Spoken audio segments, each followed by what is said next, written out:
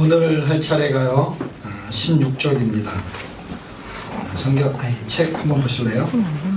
페이지 16쪽.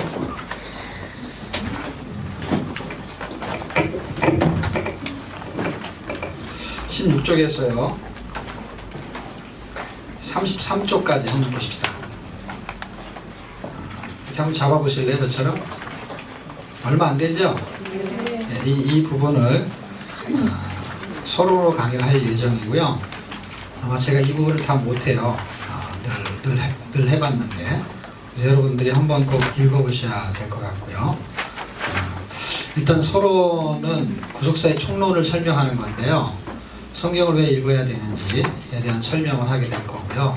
성경을 어떻게 읽어야 하고, 그리고 성경을 읽으면 어떤 유익이 있는지, 이런 부분들을 좀 나눌 수 있으면 좋을 것 같고요.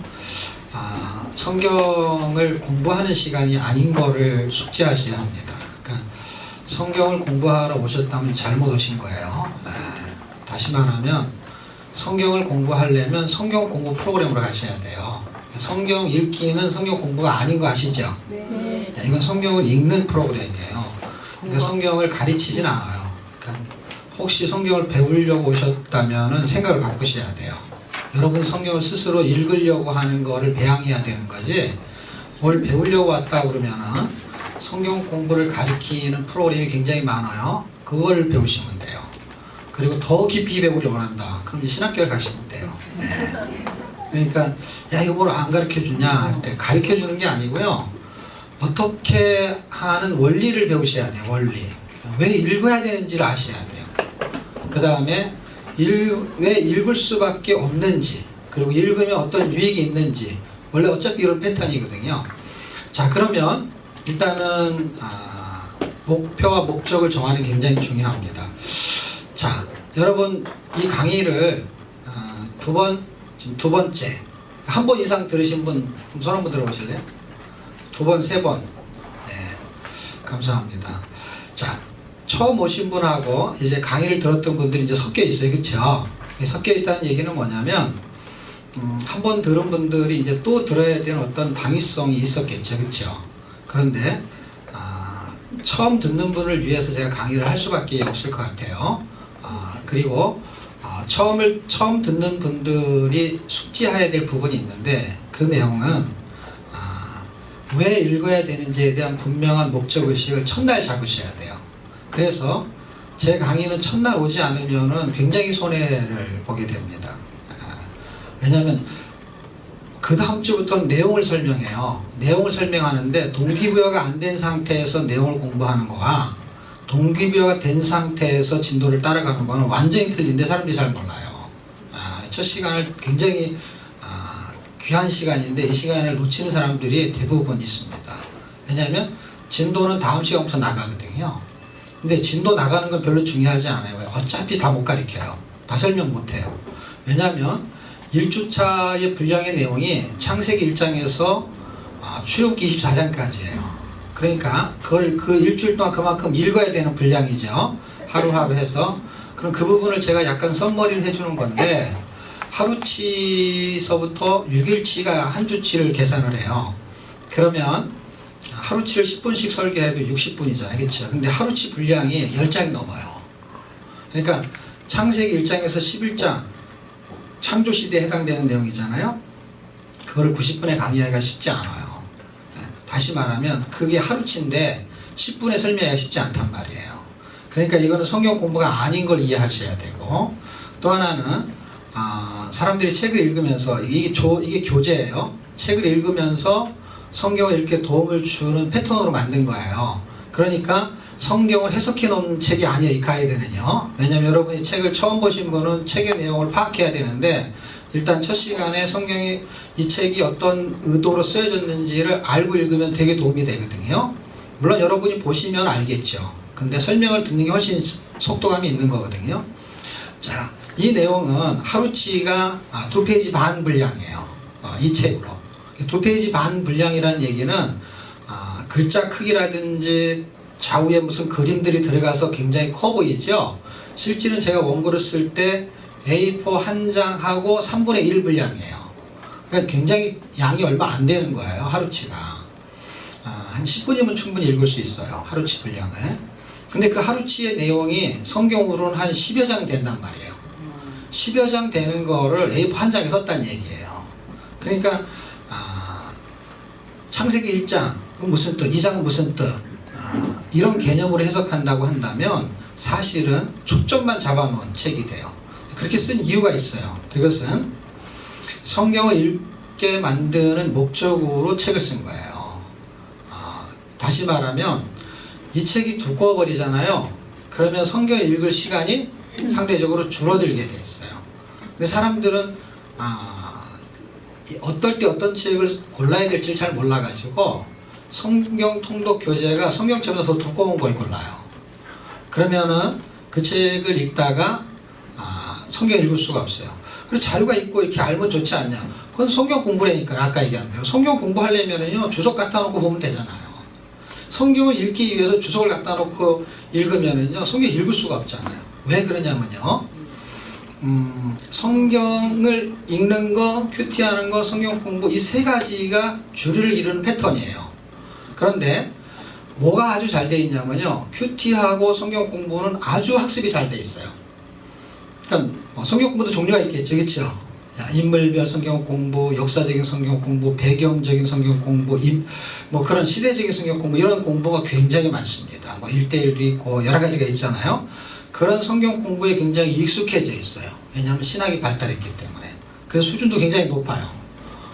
예를 들면 신학교를 졸업하면서 안수만 안 받은 평신들도 엄청 많아요. 목회 활동을 안 하는 것 뿐이지 웬만한 히브리 헬라에도 다 공부를 다 하신 분들이 꽤 있단 말이에요. 그런데 공부는 굉장히 열심히 잘 하셨어요. 그리고 큐티도 굉장히 많이 하셨어요. 큐티도 사실은 전체 한국교회 거의 다 보급이 된 상태예요. 자, 그러면 제가 이제 질문을 하나 할게요. 성경 읽기, 큐티하기, 성경 공부 이 세 가지 중에서 뭐가 제일 어려운 것 같고 뭐가 제일 쉬워 보여요? 세 가지 중에 뭐가 제일 어려운 것 같아요? 성경 읽기가 어렵다고 생각하진 않지, 그렇죠? 큐티가 어려워요? 그럼 뭐가 제일 쉽다고 생각하세요? 읽는 거. 그러니까 어려운 두 가지는 많이 있죠, 그렇죠? 쉬운 한 가지는 많이 잘 안 되죠. 안 되는 게 어려워요? 되는 게 어려워요? 그러니까 이게 어려운 게 뭐냐고. 예? 성경 읽기가 어려운 거예요. 어려워가 잘 안 읽지. 당연하죠. 어려우니까 뭐 안 읽지. 못 읽죠. 그러니까 사람들이 왜 못 읽을까요? 읽기 싫어가지고. 제가 쉽게 하나 설명을 할게요. 성경 공부하고 성경 읽기는 성경 공부하고 큐티는 성경 읽기에 비해서는 어려워요. 쉽지 않은 거예요. 그런데 성경 읽기는 쉬운 거예요. 쉬운 건데 어려운 게 돼버린 거예요. 예를 들면 잘 안 되는 분야가 돼버렸어요. 이유는 아주 간단합니다. 성경 읽기의 패턴을 이해를 못해서 그래요. 자, 이제 성경을 두 가지는 잘해요. 성경 공부, 큐티. 그래서 이제 성경 읽기를 한번 해보려고 성경을 딱 펼쳤어요. 딱 읽다가 아주 학습이 잘 돼 있는 그 머리로 성경을 딱 읽다가 이해가 안 되잖아요. 그러면 주석을 찾아요. 그래서 무슨 작업을 해요? 성경 공부로 전환이 돼.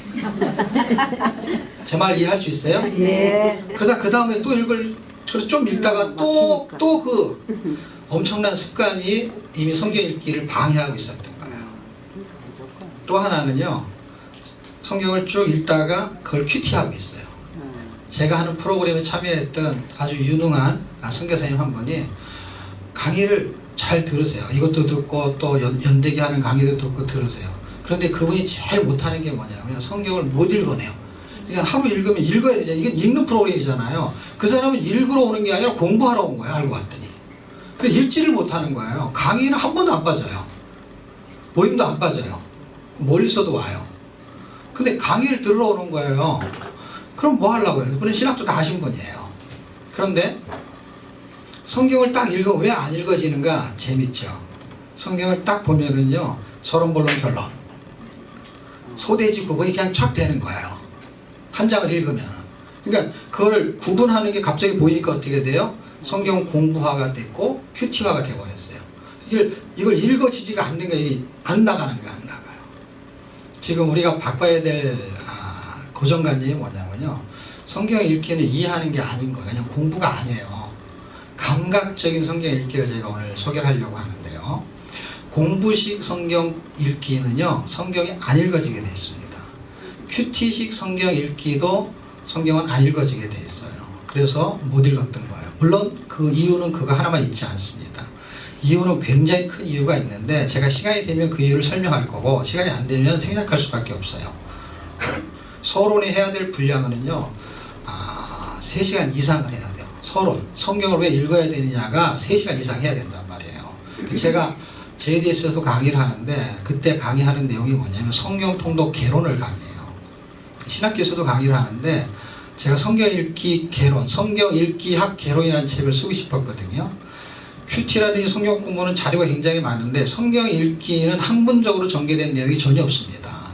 그러니까 학문적이지 않은 내용이에요. 그러니까 이거는 누구나 할 수 있는 거예요. 왜? 한글을 읽을 수 있는 한국 사람이면 성경 읽을 수 있어요.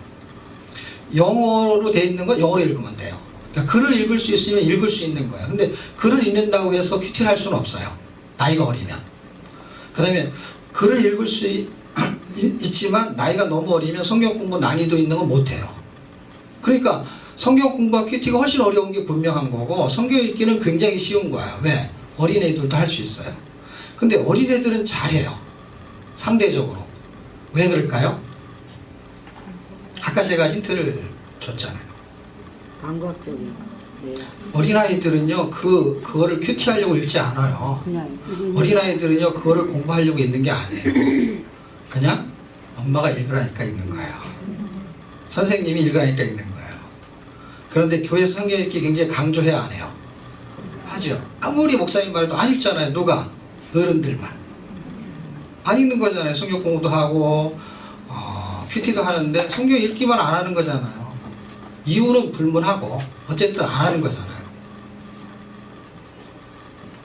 근데 이유는 간단합니다. 그 간단한 이유는 안 하는 게 아니라 못하는 것이 있다라는 비밀이 숨겨져 있어요.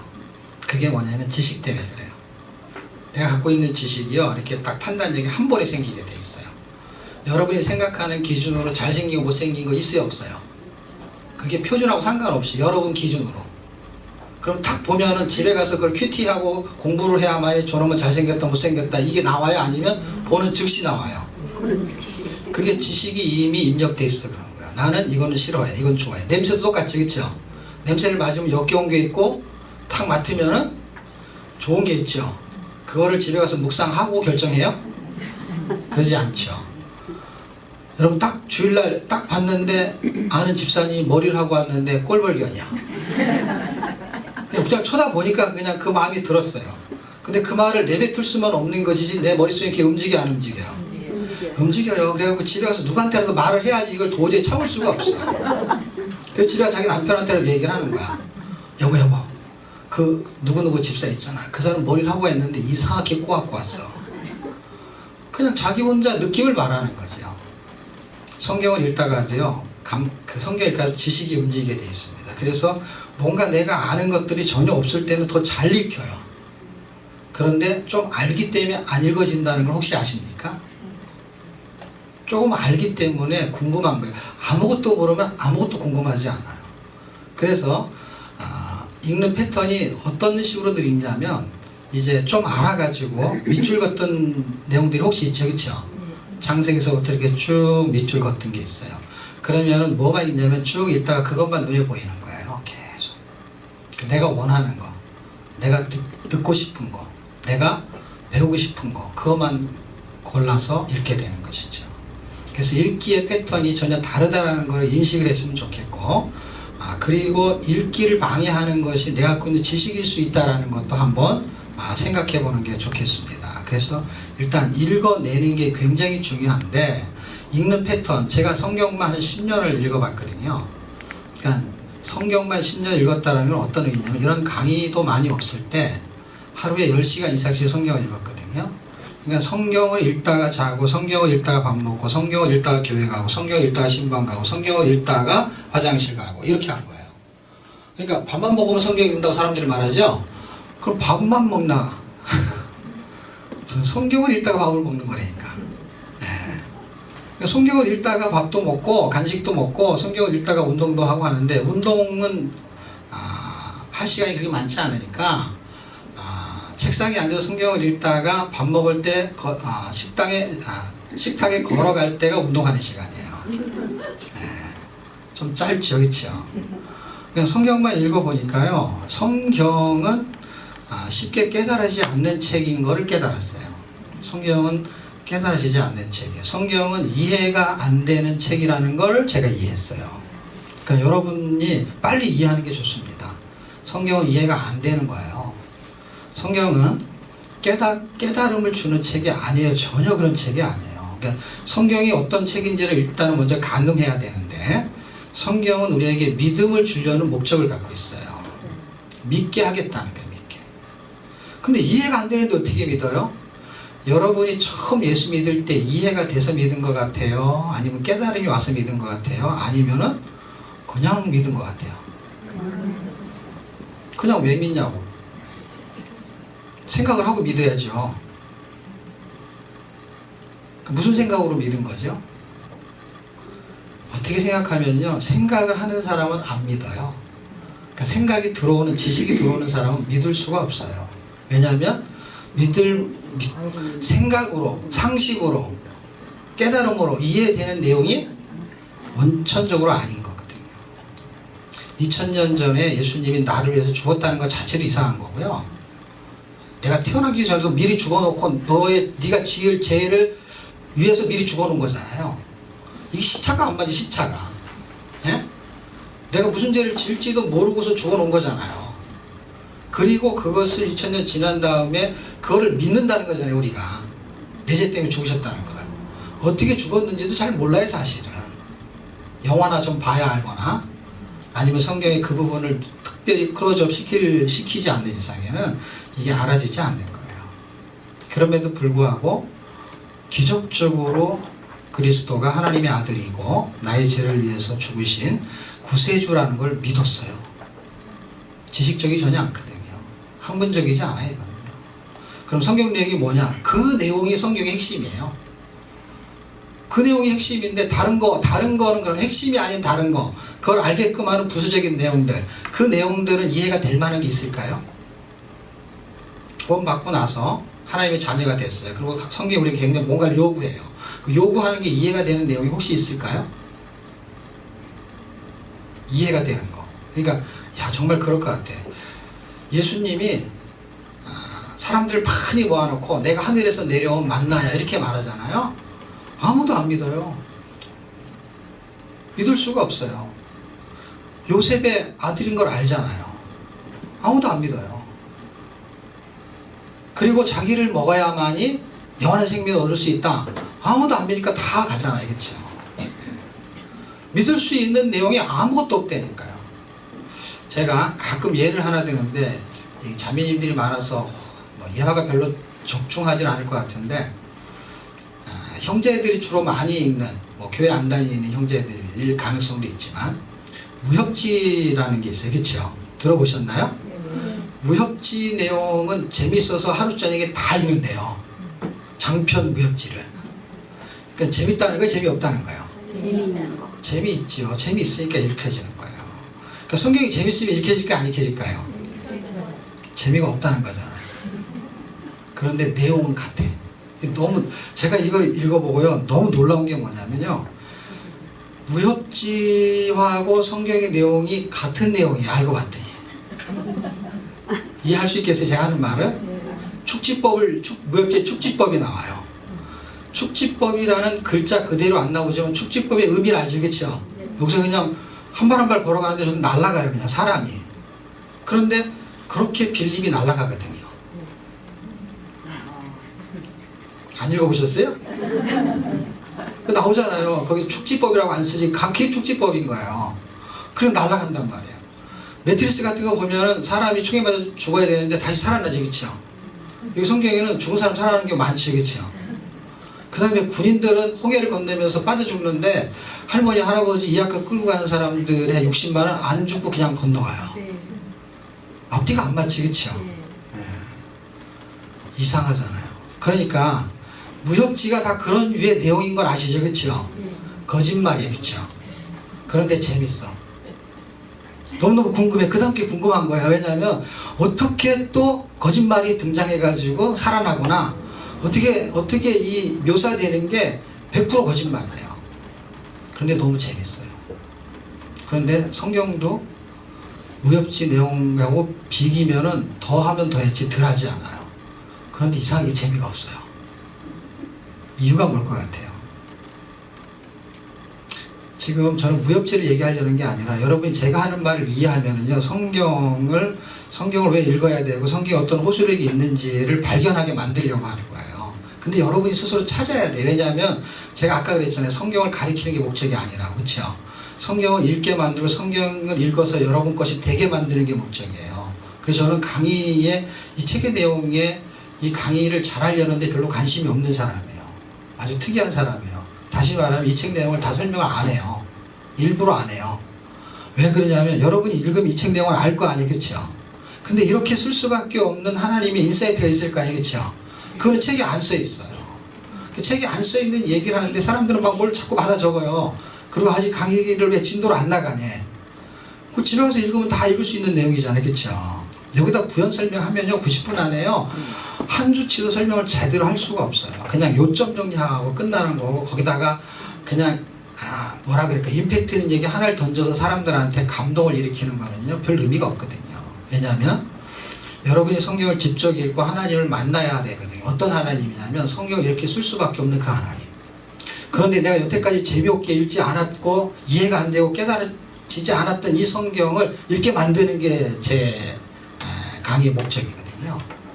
제가 알고 있는 지식을 전달하는데 저는 관심이 없어요. 그리고 제가 전달하는 내용을 그대로 따라서 하는 것도 별로 원하지도 않아요. 왜냐하면 제가 하나님께 받은 인사이트를 통해서 얻은 지식은 이 내용이 스탠다드가 아닐 수 있다는 거예요. 무슨 얘기냐면 성경을 깨닫게 한 하나님이 저에게는 이런 독특한 은혜를 주셔서 성경에 이렇게 보이는 각도를 주신 건데, 사람마다 그렇게 보여지는 안목은 다 다양성이 있다는 거예요. 그러니까 여러분에게 충분한 하나님의 은혜가 임하면 여러분이 성경이 보여지기 시작하거든요. 일관성 있게 내용이 전개되지만 보이는 그 깊이는 여러분이 갖고 있는 인성, 성품, 여러분의 실력, 여러분이 갖고 있는 어떤 기질, 자질을 동원해가지고 성경이 보여지거든요. 그래서 복음서도 4권씩이나 똑같은 게 기록된 거예요. 왜냐하면 다양한 사람들이 어떤 책에서 자기한테 딱 맞는 게 있거든요. 마가복음 같은 경우는 성질 급한 사람이 읽어야만이 마가복음이 확 들어와요. 아니, 확 들어오지 않고 막 들어와요. 근데 마가복음 가지고는 이렇게 서술이 부족하잖아요. 그런 서술이 있고 설명이 처음부터 근원부터 자세히 되어 있는 내용을 알고 싶은 사람은 누가복음을 읽어야 되거든요. 누가복음은 의사가 써가지고요 아주 세밀하게 썼어요. 근원부터 차례대로 원리를 찾아가지고 그런 거 있어야, 근거가 있어야만이 믿을 만한 사람은 그 누가복음을 읽어야만이 복음이 더 확실하게 받아들여져요. 성경은 다양성을 가지고 기록을 해놨습니다. 그런 내용들을 일관성 있게 기록했다는 게 놀라운 거예요. 다양한데 일관성이 있어요. 그러니까 저와 여러분이 다양한데 동일한 걸 볼 수 있는 안목이 있다는 거예요. 성경의 핵심 진리는 전혀 변하지 않아요. 그런데 각도는, 앵글은 다르게 잡을 수 있어요. 얼마든지. 자, 그러면 성경을 읽는 거에 아주 중요한 거는 일단은 내 생각을 버리는 게 가장 중요합니다. 그리고 이해하려고 읽을 필요가 없어요. 그럼 이해 안 하면 어떻게 해요? 그럼 성경 공부하시라니까. 성경을 공부하면 이해가 될 거 아니에요. 그리고 큐티하면 되잖아요. 이 내용을.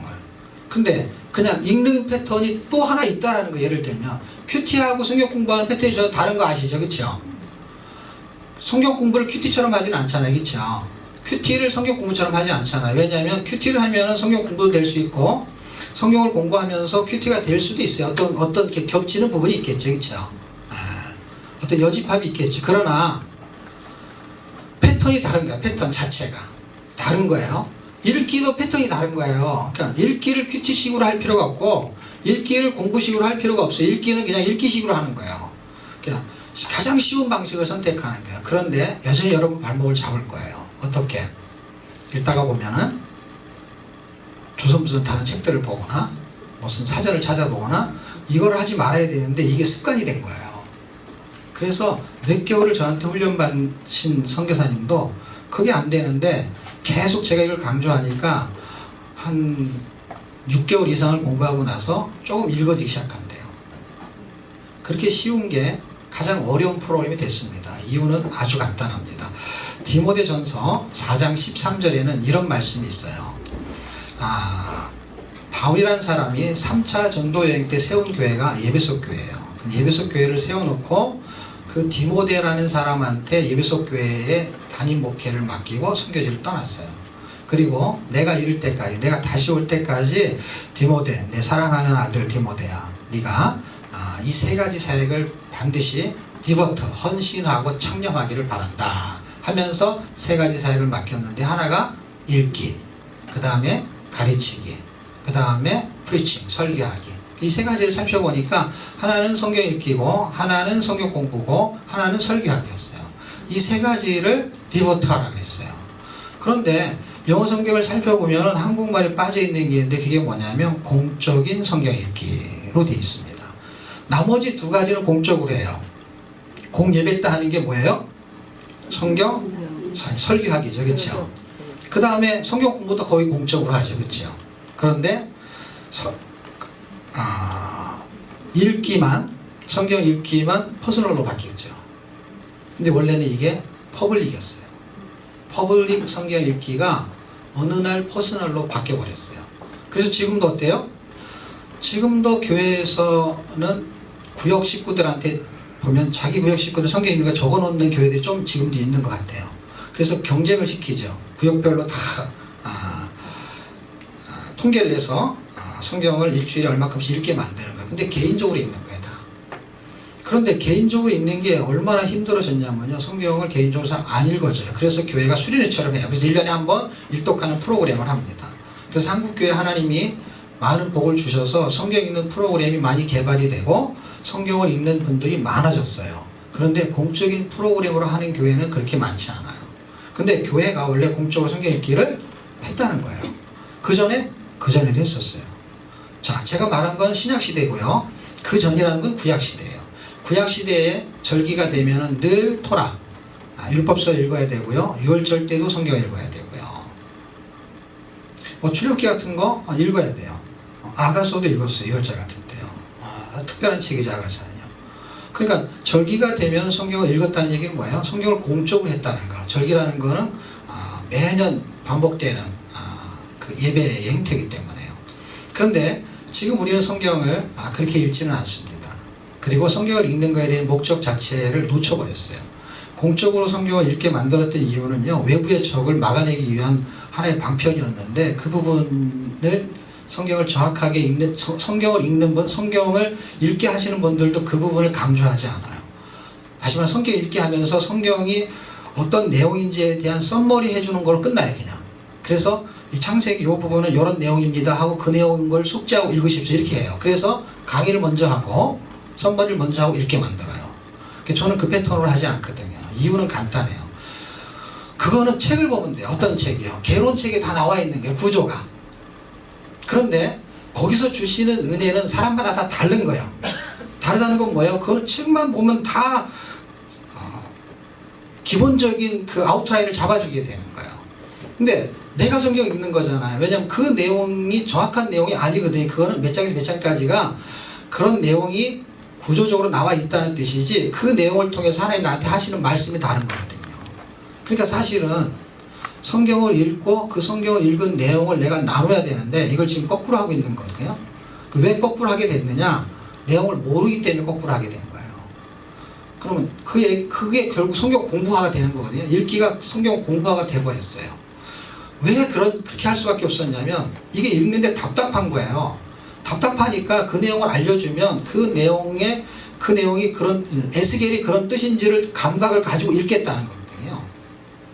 그런데 그렇게 읽는 방식이 결국은 성경 공부화가 돼버린 거고, 그걸 제가 바꾸려고 해서 성경을 먼저 읽고 강의를 하는 패턴을 제가 한 10년 해봤거든요.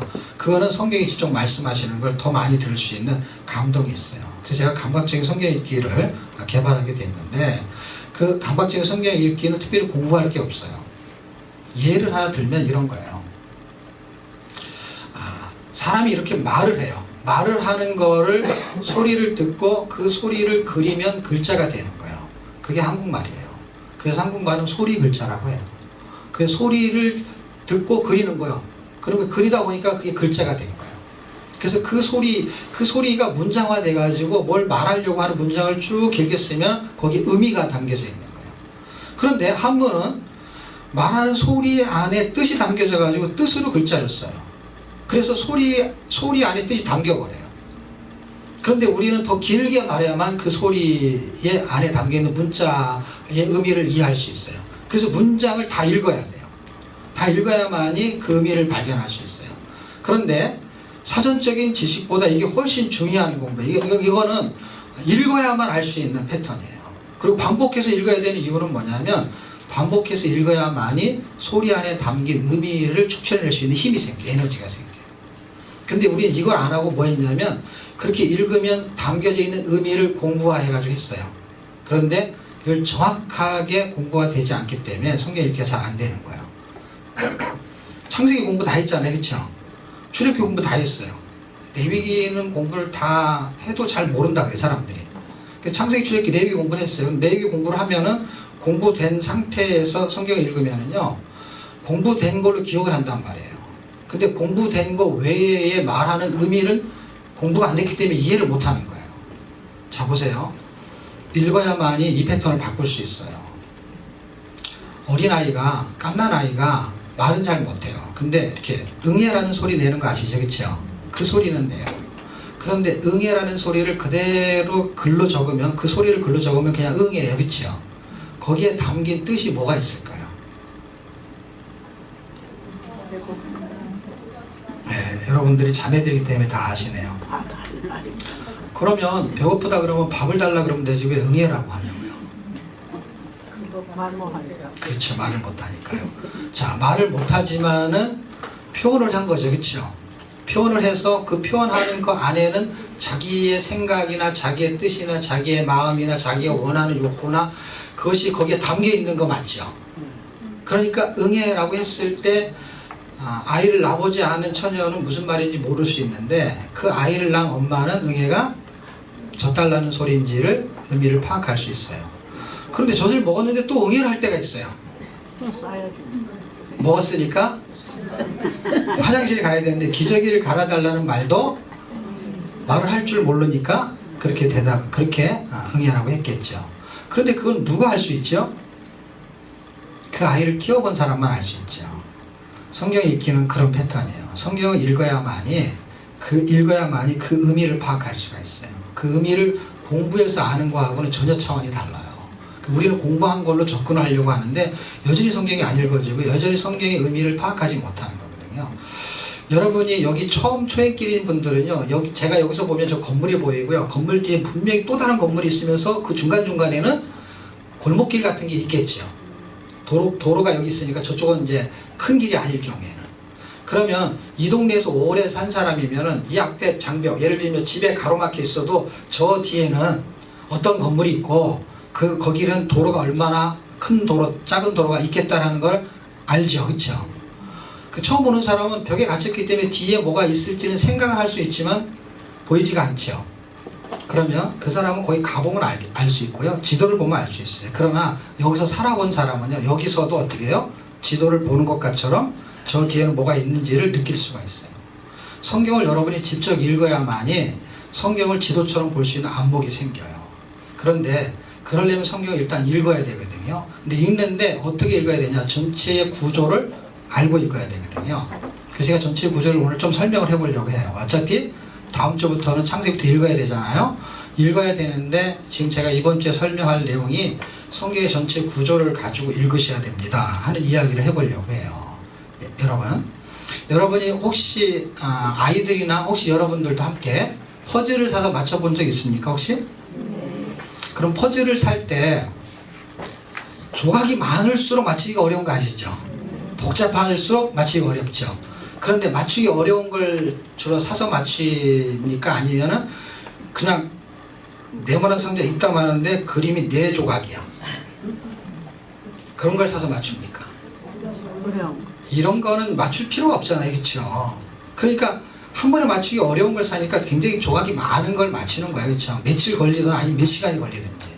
그런데 맞출 때 여러분에게 전체 그림을 안 주면 맞출 수 있을 것 같아요? 못 맞출 것 같아요? 못 맞춰요, 여러분. 퍼즐의 전체 그림을 안 주고 조각만 주고 맞추라 그러면요 거의 못 맞춥니다. 그리고 조각이 많을수록 더더욱 맞추기 어렵죠.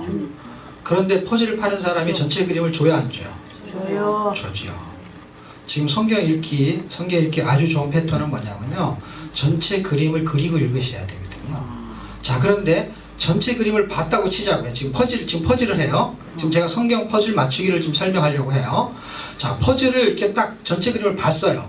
보고서 맞힐 때 보는 거는 시간이 얼마나 걸릴까요?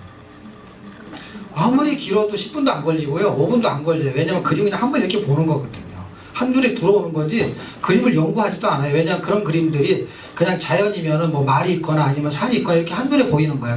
그냥 인지할 수 있어요. 잠깐 인지하고. 그 대신 그걸 계속 보면서 어떻게 해요? 조각을 맞출 때는 금방 돼요, 안 돼요? 뭐 길게는 수십 시간도 갈 수 있어요. 그렇죠? 자, 성경을 읽어서 여러분이 그 의미를 되새기고 조각을 맞추는데, 성경의 부분들을 이해하는 데는요 평생이 걸릴 수도 있어요. 그러나 전체를 알고 맞히는 것과 전체가 어떤 그림인지를 모르고 맞히는 것하고는 전혀 다를 수 있습니다. 그래서 전체를 보는 안목을 기르는 게 굉장히 중요하고요. 성경 전체가 어떤 내용을 설명하고 있는지를 우리가 한번 찾아봐야 되는데, 로마서 16장을 한번 보겠습니다.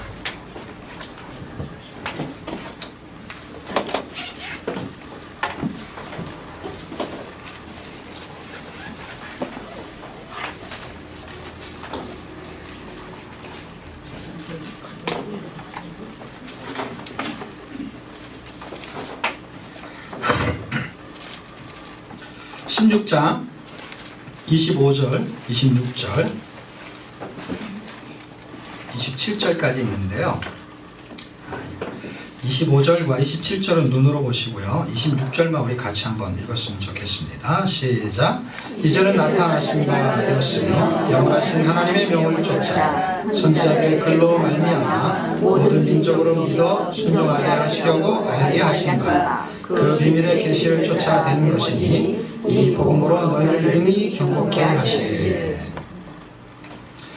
성경의 퍼즐을 맞추려면은요 결론, 그림을, 전체 그림을 봐야 돼요.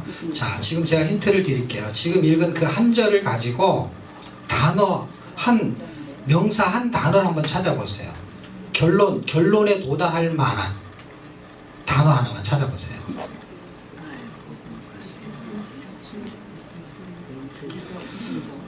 (25절에) 보면은 예수 그리스도를 복음이라고 해요. 근데 영세전, 창세전을 말해요. 창세전에 감추어져 있었어요. 구약시대 때도 감추어져 있었어요. 근데 그분이 신약시대에 나타났어요. 왜냐하면 그분이 이제 실체로 나타나셨어요. 그렇게 나타나셨는데, 그래서 26절에 이제는 나타나신 바 되었으며, 이제 나타났대요. 그러니까 구약은 비밀로 감춰져 있었던 거예요. 예를 들면 자, 신약은 나타난 거예요. 그런데 영원하신 하나님의 명을 쫓아 선지자의 글로, 이게 구약이죠. 선지자의 글, 구약으로 말미암아 모든 민족으로 믿어 순종케 하시려고. 구약 성경에서 예수 그리스도를 조명했던 이유가 뭐냐면, 그리스도를 믿어서 하나님께 순종하게 만들려는 목적으로 지금 글을 썼다는 거예요. 지금 기록된 하나님의 말씀을 우리가 읽는 거잖아요. 근데 어디서부터 읽냐면 지금 구약부터 읽어요. 그렇죠? 물론 신약부터 읽을 수도 있어요. 그런데 신약 때문에 성경이 해석이 안 되는 느낌을 갖는 사람은 별로 없어요. 그러니까 구약을 몰라서 힘들다고 하는 사람이 더 많지. 자, 여러분, 구약이 쉬워요? 신약이 쉬워요? 신약이 쉽죠? 예, 그게 거짓말인 거 혹시 아세요? 신약이 원래 더 어려운 거거든요. 원래. 여러분의 느낌은 신약이 쉬운 걸 이해해요. 그런데 실제는 뭐가 더 쉬운 거냐면 구약이 더 쉬운 거예요. 왜냐하면 선지자의 글로 이걸 설명을 다 해놓은 거고, 신약은 결론만 쓴 거예요. 근데 서술되어 있는 거는 신약이 아니고 구약이에요. 구약. 그래서 구약에 설명이 되어 있는 거고요, 신약은 정답을 말하는 거예요. 그러니까 구약을 모르면요 신약을 모르게 되어 있는 거예요. 그런데 구약을 알려면 뭘 알아야 되냐면 신약을 알아야 돼요. 왜냐하면 결론을 알고 있는 거예요. 그럼 결론이 쉬운데 어떻게 쉬운 게 어렵냐고. 무슨 말인지 아시겠어요? 자, 보세요. 구약은 스토리로 전개된 거예요. 그래서 예수님을 보내겠다 했는데 신약에서 그분이 왔잖아요. 그렇죠? 그러니까 결과물이 도달했죠.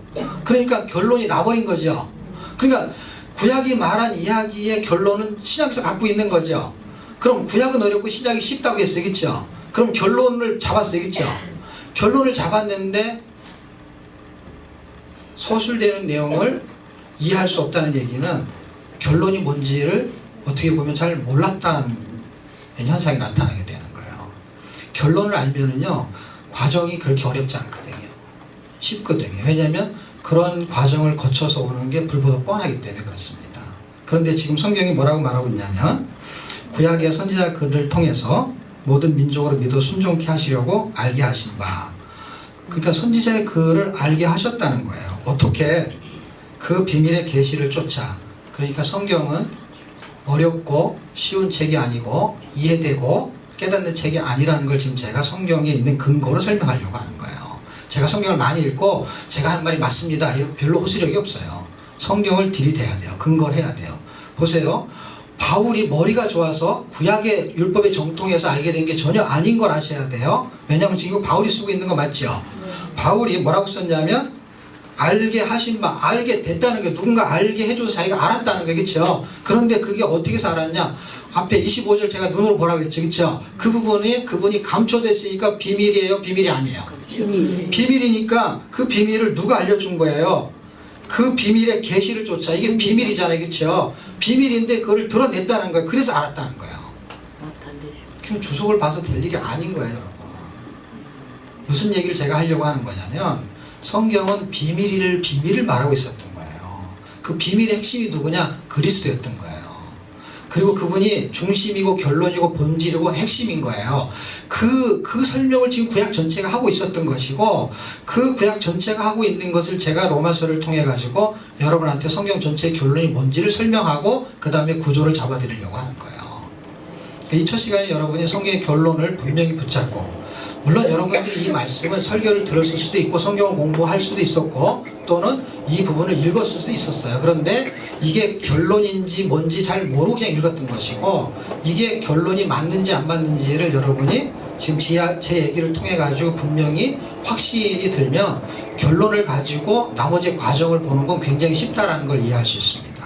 자, 그러면 그 비밀의 계시를 쫓아낸 것이니 해서 비밀의 계시가 하려고 하는 목적이 도대체 뭔가 봤더니 예수님이 비밀인데 그 비밀을 계시를 통해서 드러냄을 통해서 누구를 알게 했냐면 바울을 알게 해서 바울이 그걸 깨닫고 글을 쓴 거예요.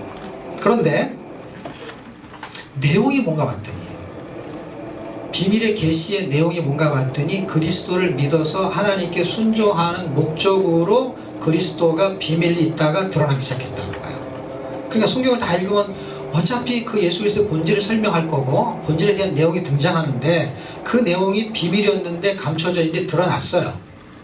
그래서 이걸 알게 됐어요. 그런데 알게 된 내용이 핵심이 뭔가 봤더니 믿어 순종케 하나니. 그러면 이 두 단어를요 둘로 딱 분리하게 되면 믿음이라는 걸 통해서 구원이 발생해요.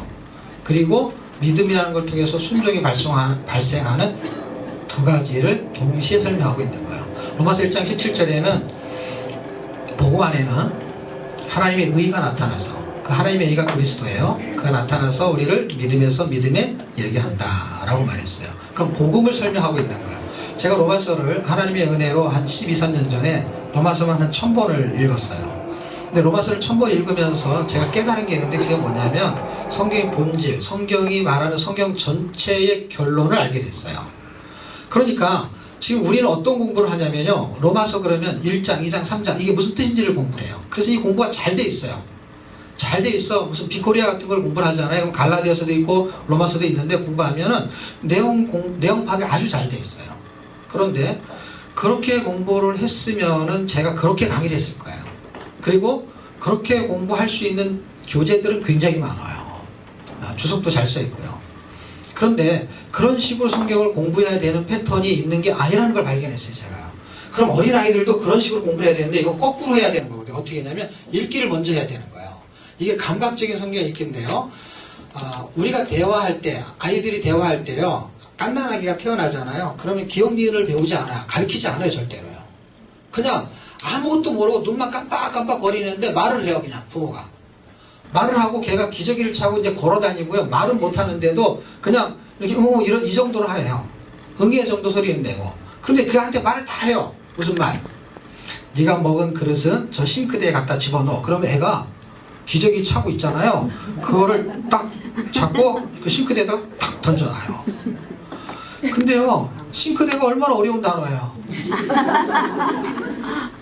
그런데 그걸 해석해 주지도 않고 그게 무슨 뜻인지 가르쳐 주지도 않아요. 걔가 얼마나 답답하겠어요. 한번 생각해 본 적 있으세요? 걔가 아예 질문할 만한 말도 못해. 근데 걔는 하나도 궁금해하지 않아요. 왜냐하면 그게 싱크대라는 걸 그대로 믿어버려요. 무슨 얘기냐면 우리가 말하는 싱크대가 있지만 싱크대가 있는데 싱크대 아닌 게 있잖아요. 그렇죠? 그걸 싱크대라고 말해도 걔는 그냥 믿어버려요. 무슨 말인지 아시겠어요? 그냥 A라는 곳이 싱크대고 B는 싱크대가 아니야. 쓰레기통이야. 근데 B라는 곳에다 야 싱크대 집어넣어 그러면 이렇게 가리키잖아요. 그러면 걔는 여기다 갖다 버려요. 근데 우리가 저게 싱크대고 이게 쓰레기통을 알았어요. 근데 우리한테 싱크대 갖다 놓으세요. 그러면서 저기를 가리켜요. 쓰레기통을. 그러면 그렇게 할 사람이 있을까요? 없을까요? 아무도 없어요. 왜? 지금 싱크대를 말하고 있는 부분이 틀려버렸기 때문에. 지금 세상에서 배운 지식의 상식이 있어요? 없어요? 옳고 그름이 있어요? 없어요? 있어요. 근데 성경을 그걸 요구해 안 해요? 안 해요. 여러분 성경 읽어보세요. 왼수를 사랑하라는 이야기가 상식적이에요? 비상식적이에요? 이거를 싱크대에 집어넣으라고 하는데 쓰레기통을 지적하면서 여기다 갖다 넣어 라고 하면 이거 버리는 거나 그렇게 하는 거지 씻고서 다시 쓸 걸 거기다 버릴 수는 없잖아요. 일회용품은 여기다 버려도 되죠. 그런데 원수를 사랑하라는 얘기가요, 지금 이거하고 비유를 드는 게 좀 비슷할지는 모르겠지만 이미 내가 갖고 있는 상식과 기준이 딱 정해져 있는 상태에서 그걸 할 수 있겠어요? 없겠어요? 어려운 게 아니라 못하는 거예요. 아이는 한대니까 아이는. 그러니까 믿음이라는 것은 지식하고 전혀 상관이 없는 것을 지금 제가 설명하려고 하는 거예요. 믿음은 지식하고 전혀 상관없습니다. 제가 성경을 근거로 증명을 할 거예요. 일단 이 비밀의 계시라는 걸 이해하셔야 되는데 이거는 나이, 불문, 그 다음에 키가 작고 크고 지식, 박사학위 받은 거하고 전혀 상관없어요. 무슨 얘기냐면 성경을 읽으면은요 지금 제가 말하려는 게 생긴다는 걸 설명하려는 거예요. 자, 비밀의 계시인데 바울이 어떻게 보면은 구약의 지식이 우리보다 더 많았겠지, 그렇죠? 많았는데 이게 필요한 거예요. 뭐가? 비밀의 계시가. 자, 지식의 깨달음과 그 다음에 이해도는 머리가 좋은 사람 순으로 있는 건 아시죠, 그렇죠? 공부할 때 머리가 좋은 사람이 공부를 잘하잖아요. 학습력이 뛰어나잖아요. 그런데 그 순서대로 성경이 그런 유예로 기록이 됐다면 성경은 어떻게 이해가 돼야 되냐면 누가 구원을 받아야 되냐면 머리가 좋은 사람 순서대로 구원을 받아야 돼요. 이해할 수 있겠어요, 지금 제 말이? 그 다음에 성경 공부도 어떤 사람이 더 빨리 이해해야 되냐면요, 머리가 좋은 사람일수록 성경이 빨리빨리 이해가 돼야 돼요. 근데 박사학위 받은 사람이 성경이 빨리 이해되는 게 아니거든요. 그러면 성경은 어렵고 쉬운 게 아니라는 걸 지금 제가 설명하려는 거예요. 성경은 어렵고 쉬운 내용이 아니고 비밀의 내용이에요. 비밀의 내용인데 그 비밀의 내용이 상식적이지 않기 때문에 무협지하고 비슷하다는 의미를 표현하는 거예요.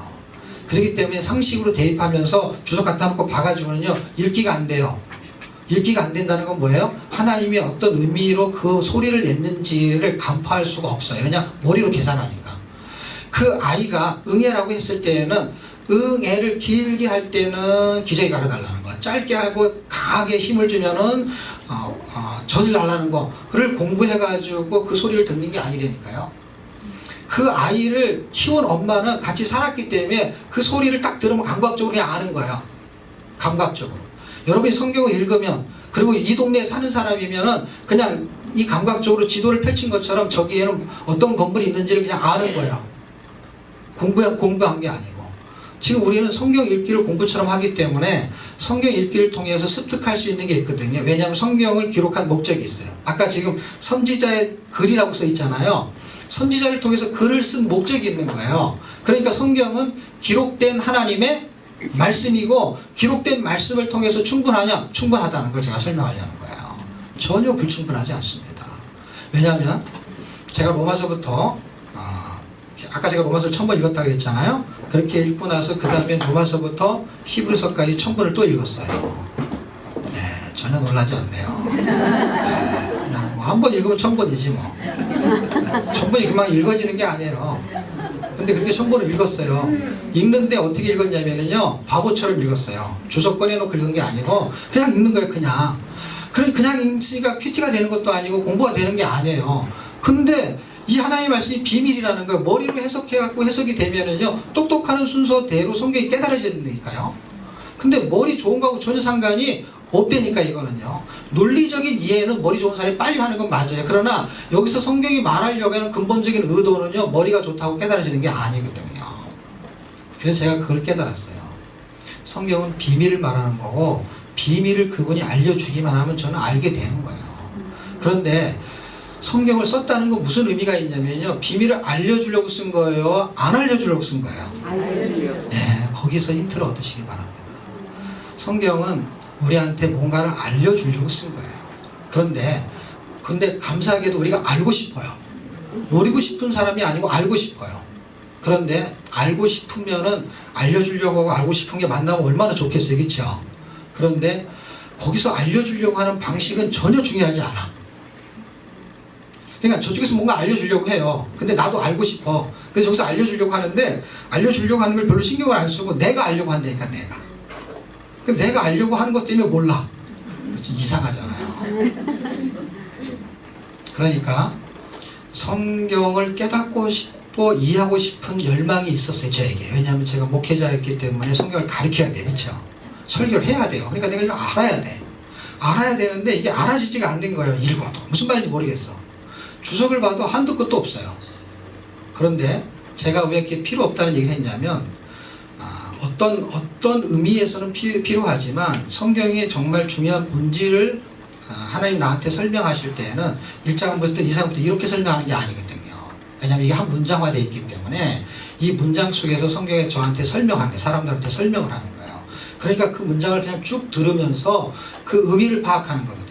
근데 이런 패턴으로 읽질 않거든요. 왜냐하면 구조를 잡아가지고 설명해놓고 그 틀에서 읽게 만들었기 때문에 절대 그게 안 생기게 돼 있어요. 그냥 구조만 잡는 게 구조만.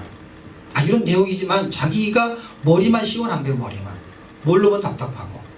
그런데 맹탕으로 읽었어요. 맹탕으로 읽었는데 그렇게 읽을 수 있었던 하나님의 은혜가 있었어요. 그런 은혜는 여러 가지 환경과 상황이 밀려서 읽을 수 있었는데, 제가 외국에 한 1년 나가게 돼 있었어요. 2004년도 1년을 외국에 나갔는데요. 거기 나가니까 언어가 영어인데 영어도 잘 안 되죠. 그 다음에 차도 없죠. 집도 없죠. 그 다음에 교회를 가도 제가 목회를 하는 거니까 설교할 일도 없죠. 그러니까 할 일이 아무것도 없는 거예요. 만날 사람도 없고. 근데 거기서 있으면서 어떻게 시간 확보가 됐어요, 그렇죠? 시간 확보가 됐다고 해가 성경을 읽혀지는 건 아니에요. 여러분 시간 많으면 하루 종일 집에 있으면 성경 읽혀질 것 같아요? 밖에 나가가지고 차를 마시든지 다른 걸 해야지, 그렇죠? 성경이 잘 안 읽어져요. 근데 일단 시간이 확보됐다는 건 중요해요. 시간이 확보됐어요. 그 다음에 읽을 수 있는 은혜를 주셨는데, 그게 뭐냐면 아까 제가 얘기했잖아요. 제가 목회자니까 어떻게 해요? 성경을 읽고 아니면 공부하고 깨닫고 해서 이걸 가르쳐야 되잖아요. 그런데 그럴 필요가 없는 거예요. 왜냐하면 제가 다른 나라에 갔는데 거기서 제가 매일 설교할 필요가 없잖아요. 그러니까 어떻게 성경을 읽어도 이걸 깊이 막 깨달아야 되고 할 필요가 없이 그냥 편안하게 읽는 거예요. 편안하게 읽을 수 있는 은혜 속에서 이게 읽혀지기 시작했어요. 그리고 그렇게 로마서부터 히브리서까지 1000번 읽고 나서, 물론 거기서 읽었을 때는 로마서만 1000번 읽고 한국에 돌아와서 그렇게 1000번 읽게 되니까 로마서를 2000번 읽게 됐죠. 그리고 나서 제가 마태복음부터 요한계시록까지 또 1000번 읽었어요. 굉장히 빨리 읽었죠. 지금 한 2, 3분 만에 지금 제가 수천독을 했네요. 네. 제가 그렇게 읽으면서 나타나는 현상이 뭐냐면요, 관절이 다 무너지고요. 이게 팔이 이게 뒤로 안 젖혀져요. 왜냐면 계속 이렇게 굳어 있으니까 자세가. 여러분 이렇게 기부스하게 되면 이게 안 펴지는 거 아시죠? 그렇죠? 그리고 이게 10시간씩 읽으면 이게 거의 기부스를 하는 게 기부스를. 이렇게 움직여야 되는데 이렇게 움직일 수가 없죠. 이걸 이거 왔다 갔다 하면 글씨가 보이겠어요? 이렇게 고정을 해야 되잖아요. 눈도 고정을 해야 되죠. 그래서 눈은요, 벌써 저기 외국에 있을 때 벌써 눈이 나빠졌고 왔고요. 운전을 하는데 사인판이 그때는 몰랐죠. 왜냐면 멀리 볼 일이 없고 다 초원이고 그러니까. 근데 한국에 와보니까요, 저 멀리 있는 그 운전할 때 멀리 있는 사인판이 안 보이는 거예요. 그래서 눈이 나빠진 줄 그때 알았어요. 그냥 가까이 있는 것만 계속해서 보니까 어떻게 해요? 멀리 보는 이 조리개가 안 열어지는 거예요, 잘. 결국에 눈이 나빠져 버렸어요. 운동을 해야 돼. 그냥 운동을 해야 되는데 운동을 안 해가지고. 그래서 성경 읽기 운동만 했어요. 근데 이게 좋아져야 되는데 보세요. 이게 어디 가서 간증도 못해. 왜 그러냐면 눈이 나빠졌다가 성경 읽어서 눈이 좋아졌습니다. 그래 사람이 읽을 거 아니에요. 근데 이게 거꾸로 됐잖아요. 눈이 멀쩡했는데 성경 읽다가 눈이 나빠진 거거든요. 성경을 읽다가 이게 50견이라고 하는 것 같은 현상이 나타난 거예요. 왜냐면 이게 굳어져 가지고 이렇게 젖혀지지가 않아요. 이게 앉았다 일어날 때 잘 못 일어나요. 관절에 힘이 없으니까. 앉아만 있으니까. 앉아만 있으면요 허리도 안 좋아져요. 네, 허리가 망가져요. 그러니까 이게 다 온몸이 다 망가졌어요. 그러니까 이렇게 보면 겉은 멀쩡한데 이게 희마리가 없어요. 그리고 사실은 유전적인 질병이 있어서 성경 읽기 시작한 거예요. 그러니까 안에도 여러 가지 문제가 있는 거예요. 그렇죠? 네, 제 안에 있는 그 장기 중에서 한 2개는 적출을 했거든요. 그래서 몸이 가벼워요. 장기가. 바둑이 아니고 장기. 장기를 2개 뺐어요. 화하고 차. 그런데 그런 어떤 아픔과 어려움이 성경 읽기에 하는 어떤 원동력이 됐어요. 그런데 지금 제가 여러분한테 설명하는 내용을 그때 알고 읽은 게 아니고 그냥 읽다가 지금 알아서 여러분한테 설명을 하는 거예요. 근데 이 내용이 굉장히 좀 중요하다고 생각하는 거예요. 왜냐하면 지금 창세기 무슨 내용입니다는 별로 안 중요한 거 저한테. 왜냐하면 이렇게 얻어지는 기회를 통해서 성경이 보이기 때문에 성경이 보이면 창세기 출애굽기를 자세히 설명할 필요가 없는 거예요. 왜냐하면 여러분에게 하나님이 눈을 열어주잖아요. 그렇게 보이게 돼 있어요. 아까 지금 말한 게 눈을 열었다는 건 계시잖아요. 계시라는 거는 이 소경이 눈을 뜬 것과 같은 의미거든요. 전에는 안 보였는데 지금 보이는 거예요. 전에는 줄 친 것만 보였는데 이제는 줄 안 친 게 보이는 거예요. 전에는 그게 무슨 말인지 몰랐는데 지금은 계속 읽으니까 그 말이 지금 나한테 하는 말인지 저 사람한테 하는 말인지 이게 생명인지 이게 복인지 저주인지 이게 구분이 확 되는 거예요. 그걸 주석을 보고 공부할 일이 없는 거예요. 또 하나는 아까 제가 깨달음이라는 얘기를 했잖아요. 우리가 깨닫고 싶고 알고 싶어요. 그런데 하나님이 저보다 더 강한 열망이 나를 깨닫게 하고 이해시켜서 예수님을 믿게 만드는 열망이 제가 알려고 하는 것보다 하나님이 더 많을까요? 제가 더 많을까요? 제가 더 많은지 어떻게 알아요? 그냥 사람이 성경에 있는 말씀을 깨달으려고 하는 게 더 강할까요? 아니면 창조주 하나님이 사람한테 성경을 깨닫게 하고 이해시키려고 하는 게 더 강할까요? 하나님이 훨씬 강한 거를 그때 알았어요. 제가. 저는 그 전에 몰랐어요. 그냥 이건 기록된 거고 이걸 내가 알아야 되는 거예요. 왜냐하면 이거가 저의 사역이잖아요. 그랬는데 하나님은요 자기 아들을 죽이시면서까지 나를 구원시키겠다는 거예요. 근데 구원을 시키는데 구원에는 뭐가 붙어 있냐면은 깨닫고 그 다음에 이해하고 이런 것보다 믿어야 구원이에요. 그렇죠? 그래서 믿게 만들겠다는 거예요. 그러니까 성경은 깨달으려고 읽으면 안 되고요. 그러니까 깨닫지 않으려고 할 필요는 없어요. 이해하려고 읽을 필요는 없어요. 그러니까 깨닫고 이해하려고 읽지 않아도 된다는 걸 지금 제가 역설적으로 설명하려는 거예요. 그런데 이해되고 깨달아져요. 근데 이걸 먼저 한다는 거예요. 이걸 안 해도 된다는 거예요. 왜냐하면 하나님이 나를 더 깨닫게 하고 싶은 마음이 더 많다는 걸 제가 깨닫고 나서부터 편해지기 시작했어요. 왜냐하면 제가 성경을 읽으면 그분이 깨닫게 할 걸 알고 있는 거예요. 그래서 그분이 말하는 걸 듣기를 원하는 거고 전에는 어떻게 했냐면 내가 이걸 파야 되는 거예요. 분석을 해야 되는 거예요. 근데 하나님은 절대로 분석당하지 않습니다. 하나님이 어떤 구조적으로 계신지를 알 수가 없어요. 그 문자에 갇혀있는 분이 아니에요. 이 문자를 통해서 우리한테 뭔가를 설명하려고 하시는데 우리는 이 문자를 가지고 하나님을 알아보려고 하는 거예요. 근데 이 문자에 갇혀있지 않는다는 건 뭐예요? 하나님은 얼마든지 자기를 표현하실 수 있는 분이에요. 읽기를 통해서 비밀의 계시가 드러나잖아요. 드러나게 되면 구조를 잡게 되는데 전체 결론은 예수를 믿어서 하나님께 영광을 돌리는 걸 순종이라고 합니다. 그런데 지금 둘 중에 하나가 됐어요. 믿었어요. 그렇죠? 믿게 하셨어요, 그분이. 그 다음에 믿게 하는 목적이 순종이에요. 제가 어저께 신학교 가서 제가 화요일마다 신학교 강의를 하는데요. 오전에는 주간, 저녁에는 야간 이렇게 2번 강의를 해요. 2번 강의할 때마다 제가 똑같은 질문을 하는데 사람들이 거의 비슷하게 대답을 하더라고요. 이제 꼭 질문을 제가 던지거든요. 왜냐면 어차피 학습은요, 일방적으로 듣는 거 별로 학습이 안 좋아요. 질문을 던져서 여러분의 생각을 유발시켜가지고 여러분 거 화시켜야 되거든요. 그리고 생각이 같을 수도 있고 틀릴 수도 있지만 생각을 해야만이 이게 이미지화 되거든요. 자기가 되거든요. 제가 이제 어떤 질문을 했냐면, 하나님이 우리를 구원시켰잖아요. 어쨌든 우리가 믿게 만들어서. 그랬을 때 제가 던진 질문이 뭐냐면, 하나님이 왜 나를 구원하셨을까? 제가 여러분한테 질문을 던진다면, 하나님이 여러분을 왜 구원하셨지요?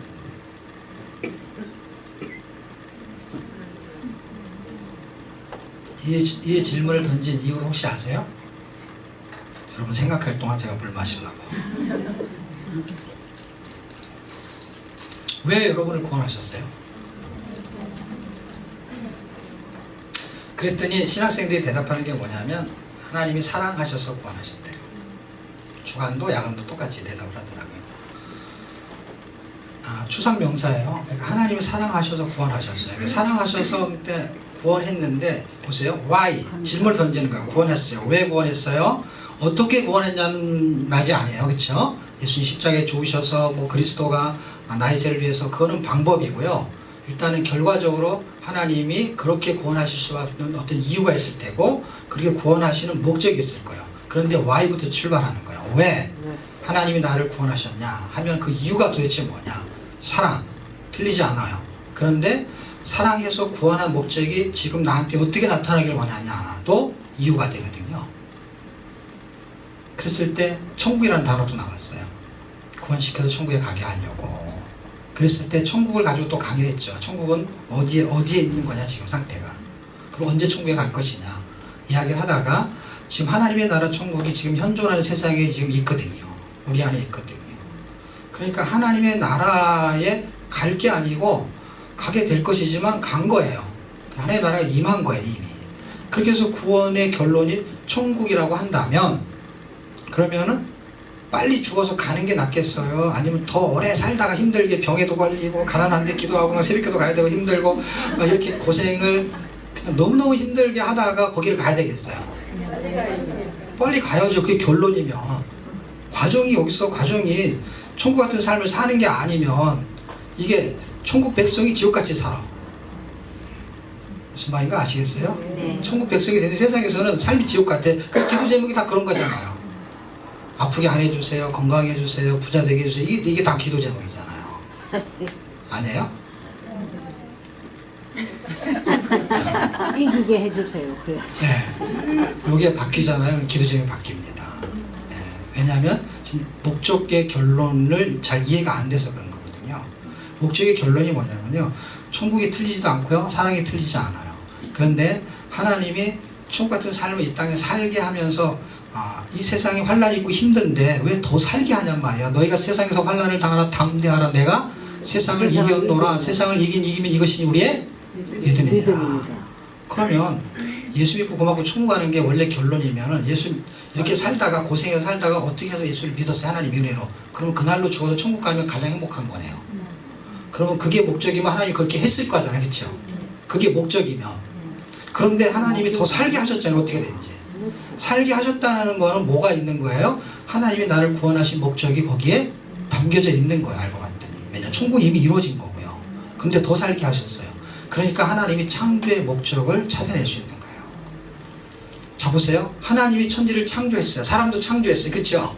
그럼 창조의 목적이 있을까요, 없을까요? 당연히 있죠. 근데 그걸 아는 사람이 별로 없어요. 창조 과학회나 가야 돼.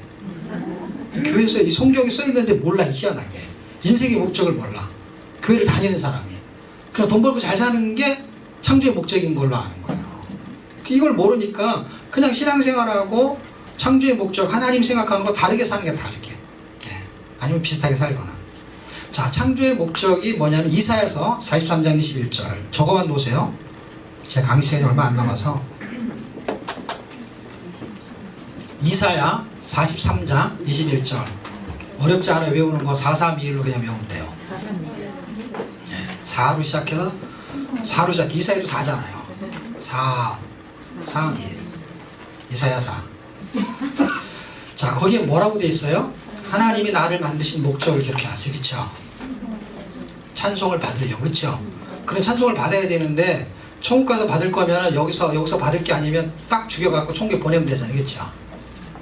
근데 천국에 가면 다 찬송할 거 아니겠죠? 예. 요한계시록 4장 5장 천상에서 예배가 다 거룩하다 하나님을 찬양하는 거예요. 그러니까 사람을 만든 목적이 하나님을 찬양하게, 하나님께 영광 돌리게. 그런데 영광을 돌리려면 순종을 해야 되거든요. 여러분 혹시 옛날 분들 기억나세요? 호로 자식이라는 소리 혹시 기억나세요? 옛날 분만 기억하거든요. 요새는 잘 안 쓰는 말이에요. 호로 자식이라는 것이 예를 들면 너는 애미도 없냐? 이런 말이잖아요. 그렇죠? 부모도 없냐? 그 말이 무슨 뜻이었어요? 길거리 지나가는데 옛날에는 다 이렇게 뭐 한 동네도 다 어른들한테 인사도 하고 그랬잖아요. 지금 그런 게 다 없어졌지만, 그런데 어떤 집안의 자식이 어른이 지나가는데 인사를 안 했네요. 그러면 옛날 같으면 어땠어요? 어른한테 인사하는 것 같고 너는 애비도 없냐를 갖다 너는 호로 자식이구나 이렇게 말했어요. 그 얘기는 뭐야? 애비가 없다는 게 아니라 너는 부모를 욕되게 했다는 거죠. 부모가 교육을 안 시켰냐 너한테. 그래서 부모를 욕하는 말이거든요.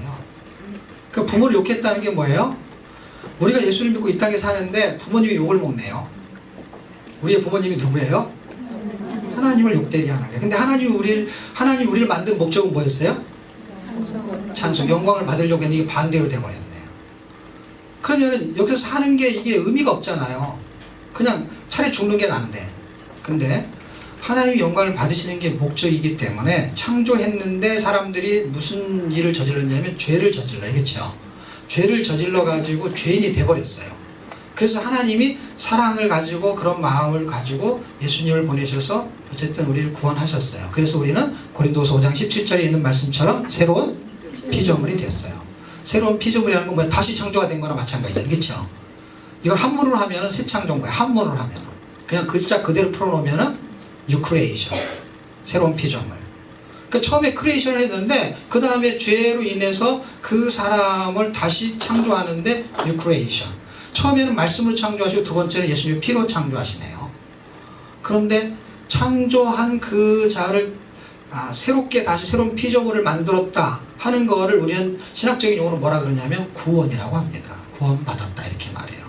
그러니까 구원 창조한 목적은 다시 창조한 목적이 동일한 목적인데 우리를 구원시킨 거는 창조한 목적을 회복하려는 게 목적인 거예요. 하나님의 형상을 다시 회복하기를 원하는 거예요. 그래서 하나님이 우리를 다시 새롭게 창조하셨어요. 그거를 구원이라고 해. 그러니까 구원의 목적이 딱 맞아 떨어지는 거예요. 어떻게 해요? 하나님이 영광 받으시려고. 그런데 영광을 받으려면 순종이라는 단어가 움직인단 말이에요. 근데 전에는 죄가 없을 때 죄 짓기가 쉬워요? 죄가 많을 때 죄 짓기가 쉬워요? 그러니까 욕을 한 번도 안 들어본 사람이 욕을 하기가 쉬워요? 욕을 밥 먹듯이 들은 사람이 욕하기가 쉬워요? 물 마시듯이 있어요. 밥 먹듯이만 있는 게 아니고 물 마시듯이 듣는 경우도 있다고. 그러니까 죄를 많이 짓는 걸 보고 자라는 세대는 죄를 더 많이 지을 수 있고, 그리고 욕을 많이 들으면 욕하기가 쉬운 거잖아요. 그런데 아담이 살았던 시대에는 욕이 예를 들면 죄가 없는 시대였어요. 죄의 모델이 없었단 말이에요. 그런데도 죄를 졌어요. 그건 이제 제가 선악과 할 때 하도록 하죠. 이렇게 너무 가지를 깊게 내려가면 무슨 말인지 알아듣긴 하시죠? 네. 근데 이제 시간에 맞춰서 제가 좀 해야 되니까. 시간이 벌써 이렇게 많이 흘러갔네요. 네. 제가 한 3시 반에 맞춰야 되거든요. 네. 별로 한 것도 없는 것 같은데, 그쵸? 네, 별로. 해야 될 얘기는 되게 많은데. 네, 어쨌든, 우리가 하나님 창조한 목적이 하나님께 영광을 돌리는 거예요. 그래서 창조의 목적, 그 다음에 구원한 목적이 결국은 하나님께 영광이에요. 그 영광을 돌리는 순종이에요. 그래서 여기 그렇게 기록되어 있는 거예요. 믿어 순종케 하는 거예요. 그래서 믿어서 순종케 하는 목적을 가지고 있어요. 그러면 제가 짧은 시간이지만 제가 몇 가지 원리를 하나 설명할게요. 자, 보세요. 신명기 28장에 보면은 이 하나님의 말씀, 규례, 율법 이걸 지키면 내가 널 세상의 모든 민족보다 아주 뛰어나게 하겠다. 그게 복이다. 이렇게 설명했어요. 그래서 복을 주겠다고 했어요. 복의 정의는 나중에 내리도록 하고요. 복은 이빨이 튼튼해도 복이에요. 근데 성경이 말하는 복은 이빨이 튼튼한 복이 아니에요. 그러니까 성경이 말하는 복은 부자로 잘 사는 복이 아니고요. 성경이 말하는 복은 암에 안 걸리는 그런 복이 아니에요. 본질적인 복을 지금 말하고 있는 거예요. 그 다음에 이빨이 튼튼하고 얼굴이 예쁘게 생기고 부자식 태어나고 하는 거는 부수적인 복이에요. 그러니까 그것이 복이 아니라는 게 아니라 그것도 복된 거예요. 복된 거고 좋은 성품으로 태어난 것도 복된 거예요. 그런데 성경에서 말하는 거는 본질적인 복이 있어요. 그래서 본질적인 그 복을 설명하고 있는데 지금 제가 더 설명하고 싶은 거는 그 복이 아니고 그건 나중에 설명할게요. 어쨌든 하나님의 말씀대로 살면 하나님 복을 주겠다는 거예요. 그게 복된 거예요. 그런데 하나님의 말씀에 순종이 안 되는 게 지금 문제잖아요. 그렇죠? 그런데 지금 성경 구절이 어떻게 나오냐면 여기 있는 말씀이 로마서 1장에 가면 양발식을 쓰고 있거든요. 지금 로마서 1장 5절에 믿어 순종케 하나니 the obedience that 이렇게 성경이 출발해요. 그러니까 믿음을 통해서 obedience 순종이 온다는 거예요. 그러니까 순종이라는 거는 믿음에서 출발한다는 거를 성경이 근거하고 있어요. 그러니까 순종을 하면 복을 받는데 순종이 안 돼. 순종이 안 되는 거를 사람들은 어떻게 말하냐면 네가 열심히 안 하는 거야 하면서 행위에다가 초점을 많이 맞췄어요. 근데 구원은 행위로 받는 게 아닌 거 다 아시죠? 믿음으로 구원이죠. 순종도 믿음으로 순종인 거를 사람들이 잘 몰라요. 그런데 지금은 많이 사람들이 이게 행위로 오는 게 아닌 걸 알아요. 그리고 성경이 명확하게 제시하고 있어요. 보세요. 구원이 기적이에요? 상식이에요? 기적이에요. 기적이기 때문에 사람의 행위로 안 되는 거 아시죠? 그렇죠? 그러면 순종이 기적이에요? 상식이에요? 기적이에요. 기적이에요. 하나님 말씀대로 순종이 안 돼요. 이게 기적이란 말이에요. 이게 상식이면은 민수기의 백성이 다 순종을 해야 돼요? 못 해야 돼요? 해야 돼요. 왜 해야 되냐면요. 엄청난 은혜를 받았거든요. 홍해를 건너면서 유월절 사건을 통해서 구원이 발생하고요. 그 다음에 홍해를 건넜어요. 세례 침례 의식을 행하고요. 그 다음에 광야에서 하늘의 만나를 먹었어요. 그러면 그 기적이 구원만 기적이 아니라 그의 삶도 기적이었어요. 그렇죠? 그런데 그 하나님이 구원해 주신 그 어마어마한 경험이 있어요? 없어요? 있어요. 여러분에게도 그런 경험 10분의 1만 있으면 지금보다 신앙생활 더 잘할 것 같아요? 못할 것 같아요? 잘할 것 같죠. 그거는 여러분 생각이고. 왜냐하면 그것보다 10배로 더 많은 기적을 맛본 사람도 불순종했거든요. 그러니까 우리 생각은 착각은 자유, 우리 생각은 자유인데 그 생각대로 안 된다는 걸 이해하셔야 돼요. 그러니까 어마어마한 기적을 맛봤고 우리는 그 기적을 그냥 읽은 사람들이에요. 그러면 누가 더 유리해요? 여러분 신앙생활 하는 동안에 어떤 간증과 체험이 있는 사람이 신앙생활을 잘할 수 있는 게 더 유리해요? 아무것도 밋밋한 사람이 신앙생활을 더 잘할 수, 그러니까 순종하기가 더 쉬워요. 전자. 어떤 은혜가 많은 사람이 더 확률이 높겠죠. 이게 우리 생각이에요. 이게 우리 생각이라는 걸 완전히 떨쳐버리지 않으면요 믿음이 안 생겨요. 왜냐면 이건 생각이잖아요. 생각. 이게 잘못됐고 이게 틀렸다는 얘기를 제가 성경 구조로 얼마든지 설명할 수 있어요. 성경 구조 전부 다 있는 거, 제가 근거를 가지고 말하는 거야. 그러니까 제가 경험하고 체험한 게 아니고, 그리고 세상의 어떤 사례가 아니고, 지금 제가 성경을 들이대는 그 민수기는 실제 사례예요. 그렇죠? 성경적인 이야기고 성경의 글자 그대로 문자로 기록이 돼 있어요. 그리고 지금 제가 말하는 것도 문자로 기록이 돼 있어요. 그래서 제가 지금 16장 26절 읽어드린 건 뭐냐면 선지자의 글 이렇게 써 있잖아요. 기록된 말씀으로 제가 설명해 드리려고 하는 거예요. 자 보세요. 예를 하나 들게요. 이게 실제 예예요. 실제 예가 어디와 이 사례를 어디서 적용하냐면 이게 BC 1400년 1500년경에 있었던 사건이에요. 민수기가 광야 시대예요. 그런데 예수님이 탄생할 시기면은 약 AD 100년경 사이예요. 그때 히브리서가 써졌어요.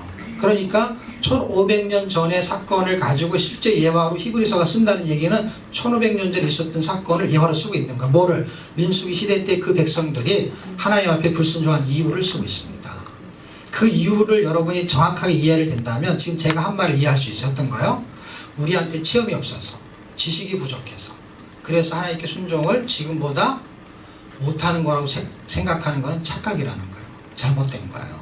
그러면은 지금보다 체험이나 어떤 경험이나 아니면 지식이 더 있으면 순종을 더 잘할 것 같은데 그렇지 않아요. 예를 들면 지금 여러분이 공부한 지식보다 조금만 더 공부를 해갖고 지식을 좀 쌓아놓았다고 치자고요.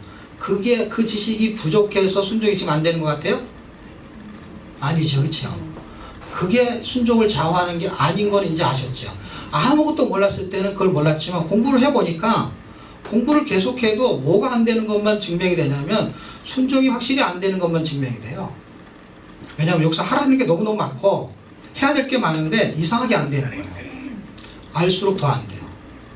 결국 지식이 있어도 순종하고는 별개일 수 있다는 걸 우리가 유추해낼 수 있고 자각할 수가 있어요. 근데 민수기 백성이 우리하고 똑같은 성정을 가진 사람이잖아요. 그렇죠? 그렇기 때문에 사람의 속성을 제가 설명하려는 거예요. 자, 보세요. 민수기 얘기는 다 아시죠? 그렇죠? 광야시대 40년 이야기. 자, 그 이야기를 1000년이 지나서 히브리서 기자가 3장에 기록하고 있는데 3장 17, 18, 19절 적어놨다가 나중에 읽어서 제가 그 내용을 그대로 설명해 드릴게요. 자, 3장 전체 흐름은 뭐냐면 민수기 시대 때의 이야기에 이스라엘 백성들이 하나님의 말씀을 청종하지 않아서 하나님이 화를 냈다는 거예요. 진노하셨대요. 그런데 그들에게 진노한 하나님 진노했는데 왜 진노했냐? 불순종, 순종하지 않아서 이렇게 써있어요. 자, 17절에는 그렇게 써있고 17절에는 진노했대요. 왜? 18절에 순종하지 않아서. 그리고 19절이 마지막 절인데요. 왜 그들이 순종하지 않았는지 이유를 써놨어요. 그 이유는 여러분이 혹시 성경에 있는 사람은 눈으로 한번 보세요. 뭐라고 써있어요? 지식은 있었어요, 없었어요? 그들이요. 체험이 있었어요, 없었어요? 있었어요. 근데 뭐가 없는 거예요, 지금요? 믿음이 없는 거야. 우리가 공부를 좀 부족하게 해서 믿음이 안 생기는 게 아닐 수 있어요. 우리가 기도했는데 암이 안 나가지고 믿음이 안 생기는 거 아니에요. 그러면 암에 걸린 사람이 신앙생활, 암에 걸렸다가 암이 난 사람이 신앙생활 더 잘할 것 같은데 천만의 만만의 말씀. 왜? 그럼 내가 신앙생활 잘하려면 암에 걸렸다가 나야 되겠네. 그렇게 이해하지 않는 게 훨씬 유리하다니까 여러분. 지금 전자로 제가 말할 때는 일리가 있는 얘기인데 거꾸로 뒤집으면요 우리가 다 한 번씩 암에 걸려야 돼. 신앙생활 지금보다 더 잘하려면. 그렇게 하는 게 낫겠어요? 아니면 지금 잘하는 게 낫겠어요? 갑자기 헷갈리지. 아까는 그게 아니라며. 아까는 어떤 경험과 체험이 있고 암에 걸렸는데 나면은 지금보다 신앙생활 더 잘할 거라며. 그러니까 우리 생각이라는 걸 제가 뒤집잖아요, 금방. 그러니까 우리가 신앙생활을 더 잘하려면 옛날에 그 고구마 전도왕 그 혹시 다 들어보셨죠? 그렇게 했을 때 그 간증이 좀 유별나잖아요, 그렇죠? 그랬을 때 그 간증을 들은 어떤 권사님이 질문했대요. 너무 부러운 눈초리로.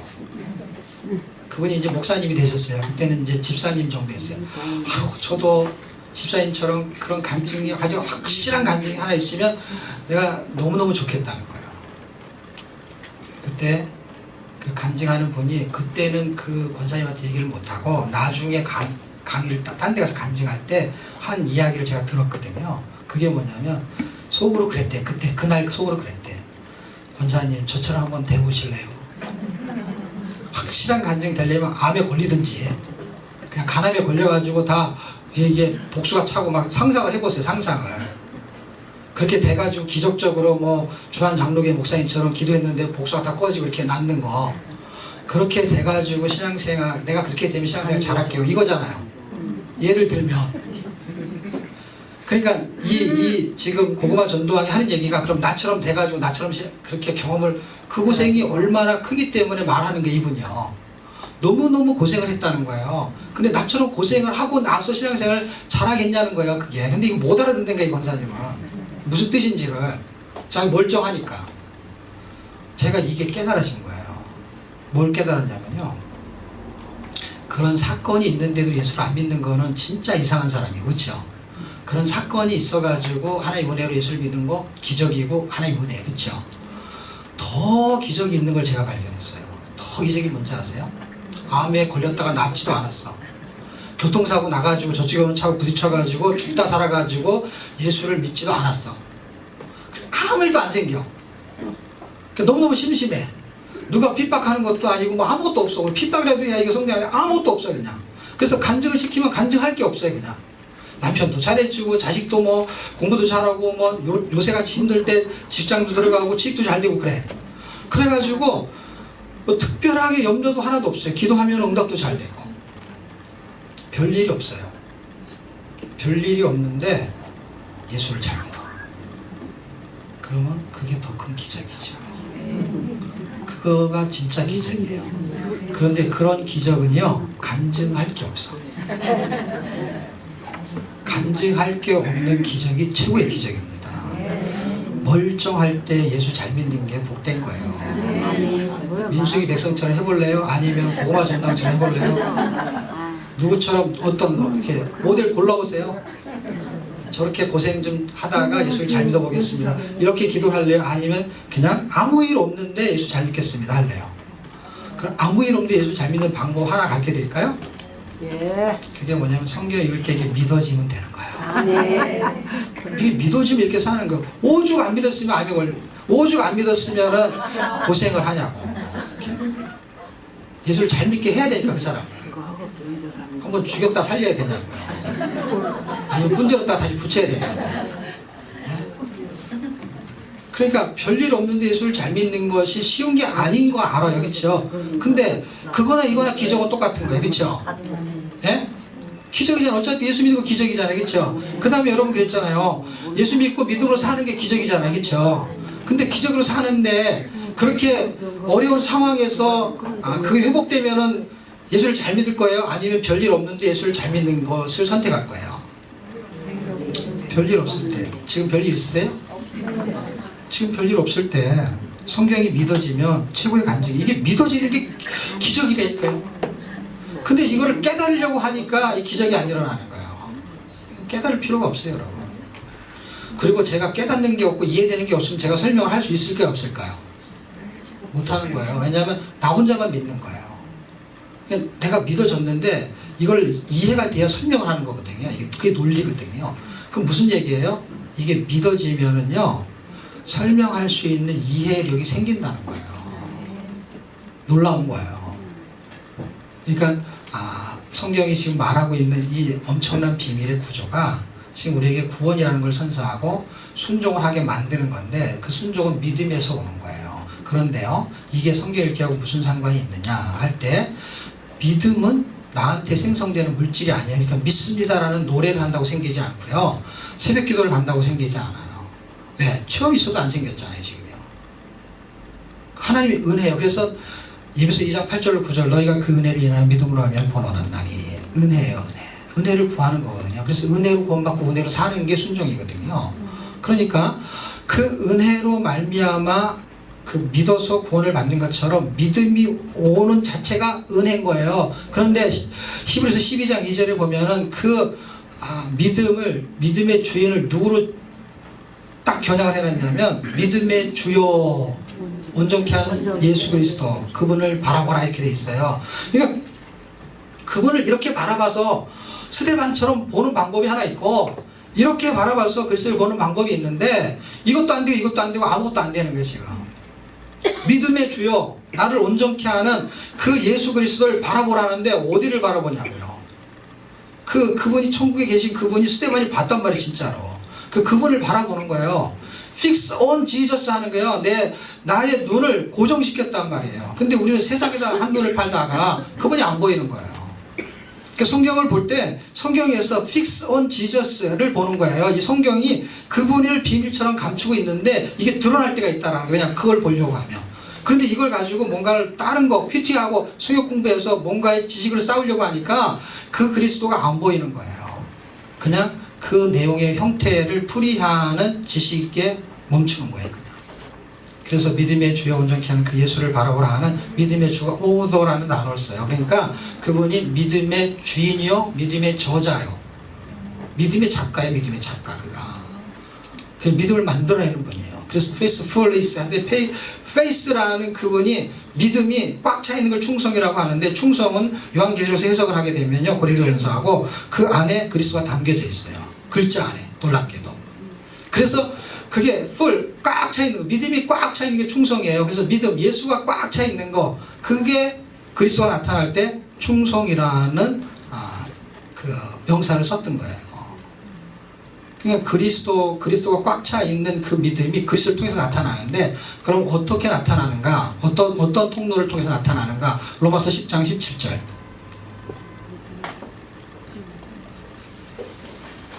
어떤 통로를 통해서 나타나냐면요, 믿음은 들음에서 나고 들음은 그리스도의 말씀이니라. 그리스도의 말씀을 들어야만이 그 통로를 타고 믿음이 생기게 됩니다. 그래서 믿음이 생겨야 순종할 수 있어요. 근데 그 믿음은 돈 주고 살 수 있는 게 아니고요, 성경을 공부한다고 해서, 그 다음에 설교를 듣는다고 해서 그게 쉽게 생기지 않아요. 그럼 성경 공부하면 안 생깁니까? 당연히 생깁니다. 생길 수 있어요. 그러면 설교 들어 생길 수 있는, 당연히 생길 수 있어요. 근데 포인트를 빗나가면은 안 생기게 됐어요. 그게 무슨 얘기냐면, 믿음은 들으면서 나고 들으면 그리스도의 말씀이에요. 그리스도의 말씀에 해당되는 부분이 프리칭이 되고 티칭이 돼야 되는데, 그게 아니면 다른 지식을 얻게 되는 거예요. 복음을 전하지 않고 복음을 선포하지 않는데 예수를 믿을 수가 없잖아요. 그러니까 복음을 선포하는 그 근본적인 내용의 스토리가 그리스도의 말씀 안에 담겨져 있어요. 그리스도의 말씀은 그리스도의 행적이나 지식이나 그분이 갖고 있는 교훈을 말하는 것이 아니고 그분의 본질, 생명을 말하는 거예요. 그걸 그리스도의 말씀이라고 정의를 내린 거예요. 그러니까 그분의 본질, 생명을 전해야 되는데, 그 생명이 구원의 복음을 말하는 거예요. 그분의 구원의 복음인 본질을, 생명을 들어야 되는데, 그거를 가감 없이 성경은 이게 벌려놓은 거예요. 이게 지금 창세기, 출애굽기, 레위기가 전부 다 그 얘기를 하는 거예요. 근데 왜 모르느냐? 비밀이라서 몰랐던 거예요. 그 비밀을 알 수 있는 방법은 간단해요. 그분이 나한테 알려주기만 하면 돼요. 그러니까 나는 어떻게 하면 되냐? 그분이 나를 알려줄 걸 기대하는 거예요. 그리고 그 기대하는 마음이 있는 것이지, 이걸 주석 찾아본다고 그게 알아지는 거면 지금 알았어야지. 지금 다 알아야 되잖아. 다 책이 있잖아요. 다 알아야 되는데 왜 구속사만 모르냐고요. 구속사만. 다시 말하면 구약에서 비밀처럼 감춰있는 예수 그리스도를 왜 발견하지 못하냐고요.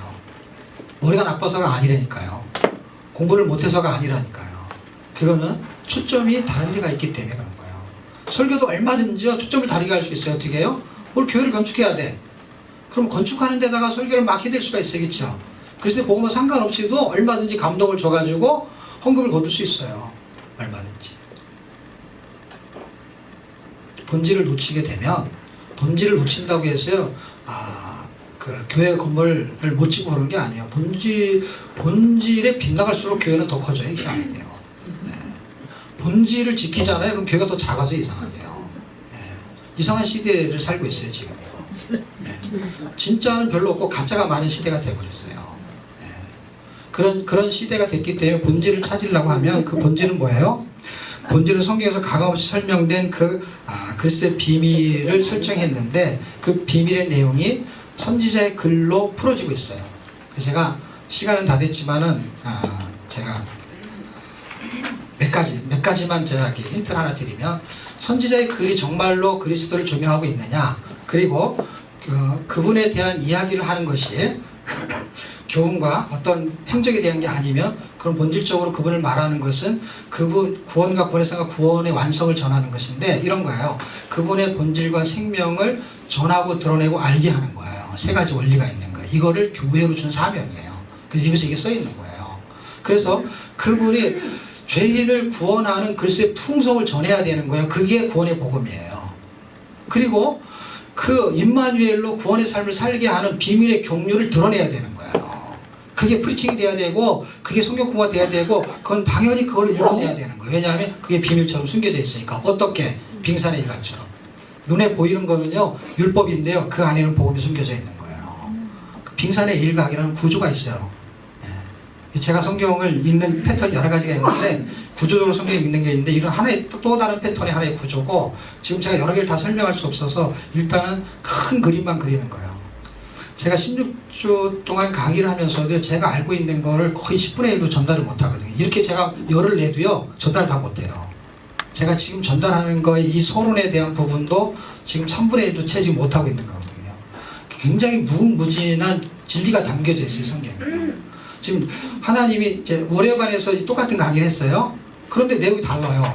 왜 다르냐면 지금 이 서론에 해야 될 내용의 분량은 있어요. 그 분량이 있는데 그 분량을 일관성 있게 제가 전하지 못하는 게 뭐냐면 그때 여러분이 들어야 될 소리가 다르기 때문에 그 성경을 읽게 만드는 거에서 패턴만 다르게 나가는 거예요. 성경만 읽게 만들면. 그러니까 엊그제 강의한 게 오늘 틀리다니까요. 그러면 지금 이게 9기째잖아요. 그렇죠? 그럼 1기부터 9기까지 쭉 오면은 쭉 오게 되면은 이게 16주면은 이게 양이 적은 게 아니잖아요. 그렇죠? 근데 1기 때 틀리고 2기 때 틀리고 3기 때 틀리고 8기, 9기 다 틀리거든요. 틀리다는 건 뭐예요? 하나님이 제가 성경 읽을 때 깨닫게 하는 그 분위기가요, 그 내용이 구조는 똑같은데 거기를 풍성하게 하는 어떤 그 조화가 일어나는 거 있잖아요. 이런 것들은요, 날마다 새롭거든요. 이걸 세미나 해가지고 가르쳐갖고 그걸 배워가지고 또 가르치고 하는 그런 세미나는 성경 읽기 세미나가 아니에요. 그건 공부예요. 그런 세미나에 진짜. 똑같은 PPT를 띄워가지고 그걸 그대로 가르치고 그 다음 사람이 또 배우면 또 가르치고 하는 거 있잖아요. 그게 얼마나 식상한 건지 몰라요. 왜냐하면 하나님은 그런 내용에 갇혀 있질 않아요. 그러니까 여러분이 오늘 한 번 읽고요, 그 다음에 또 한 번 읽고 또 한 번 읽고 읽을 때마다요, 더 풍성한 하나님의 비밀의 경륜이 드러나고 있거든요. 여기서 계속. 그런데 어떻게 그 옛날 걸 계속 전할 수 있어요? 계속 새로워지는데. 여러분 읽으면 분명히 새롭거든요. 저는 그만큼 분량을 많이 읽어갖고 새로운 게 좀 더 변화 있게 드러나는 거거든요. 그리고 성도가 악의 세력에게, 성도가 구원의 완성이 있다는 것을 악의 세력에, 세상에게 그가 전하고 드러내고 알게 하는 그 구원의 복음이거든요. 그게 이게 구원에서 구원의 완성이 지금 구원의 복음이고 그것을 전해야만이 완벽한 복음이에요. 그런데 그건 설명할 필요가 없어요. 왜? 구원의 복음은 설명되어지는 게 아니에요. 왜냐하면 설명해도 믿을 수도 없어요. 알 수도 없어요. 깨달을 수도 없어요. 구원의 복음은 그냥 선포되는 거예요. 그러니까 기록된 하나님의 말씀이, 선포된 말씀이 목회자가 설교하는 것보다 훨씬 유익하단 말이에요. 왜? 성경은 설명이 필요 없는 책이거든요. 그럼 설교도 듣지 말고 성경만 읽고 성경만 하지 말라냐? 그런 뜻이 아니야. 목회자들이 가이드를 해주는 거예요. 설교를 통해서 그 옳고 그른 걸 정확히 짚어주는 거예요. 그런데 아까 말한 그 세 가지 사역이 있었다 했죠. 에베소 교회에. 세 가지 사역 중에 두 가지에는 지도자가 필요해요. 아시죠? 성경 공부라든지 아니면 그게 꼭 목사님이 아니어도 지도자가 필요하다는 거예요. 예를 들면 인도자가. 설교하기, 성경 공부는 지도자가 필요해요. 근데 성경 읽기는 지도자가 없어도 가능한 거고요. 그리고 난이도가 없어요. 이거는요. 성경 공부는 난이도가 있어요. 1단계 끝나면 2단계 하고 이런 순서가 있는 거예요. 갑자기 어려운 걸 하면 또 잘 안 돼요. 근데 성경 읽기는요, 갑자기 어려운 개념이 없어요. 왜냐하면 다 어려운 거거든요. 아까 제가 간단하게 할 때 싱크대가 어렵잖아요. 한국말보다 어려운 거잖아요. 걔는 어려울까 안 어려울까요? 안 어려운 게 아니라 다 어렵기 때문에 어려운 건지 안 어려운 건지 관심이 없는 거예요. 그냥 듣는 거예요. 저기 싱크대 그러면요, 알았어, 싱크대 이렇게 하면 되는 거예요. 이게 하나님의 말씀이야. 그럼 이거 믿으면 되는 건데 이게 안 되는 거예요. 우리는요. 이건 어렵고 쉬운 게 아니란 말이에요. 싱크대, 쓰레기통, 이거 어렵고 쉬운 게 아니란 말이에요. 이걸 그냥 느끼는 거예요. 성경은 느끼는 거거든요. 왜냐하면 하나님이 우리 소리를 냈을 때 그런 글자가 된 거예요. 하나님의 마음과 뜻과 계획이 담겨져 있는 거예요. 그래서 그 말할 때 의미가 거기 부여된 거예요. 그 의미가 부여된 거는 사전으로 뽑아가지고 사전화시켜서 공부해갖고 되는 게 아니에요. 왜냐하면 문장 속에서 그 의미를 해석해야 되기 때문에 그렇습니다. 그래서 문장을 읽고 나니까 그 의미가 그렇게 들어있다는 걸 제가 발견하고, 이거는 읽어야 여러분께 되는 거예요. 들어서 되는 게 아니에요. 저한테 오늘 들어서 되는 건 뭐냐면, 인사이트를 얻는 게 인사이트. 저런 방식으로 읽을 수 있는 거구나. 인사이트를 가지고 읽게 되는 거예요. 제가 힌트를 보너스를 하나 드리고 마칠게요. 자, 이제 선지자들이 쭉 움직여요. 쭉 움직이는데, 지금 마태복음 1장 21절에는 아들을 낳으니 이름을 예수라 하라. 이는 그가 자기 백성을 저희 대해서 구원할 자다. 그래서 예수 그 이름으로 힘입어서 구원을 얻는 거예요, 사람들이. 왜냐하면 그게 구원자니까. 그런데 23절에 가면은 아들을 낳으니 이름을 임마누엘 하리라 해서 이사야서 7장 14절을 인용한 거예요. 그런데 이 두 구절은 사람들이 크리스마스 때 잘 적용하고 많이 알고 있어요. 근데 그 가운데 낑겨 있는 게 있죠. 그게 뭐죠? 1장 22절. 이건 잘 몰라요, 사람들이. 네. 찾아보세요.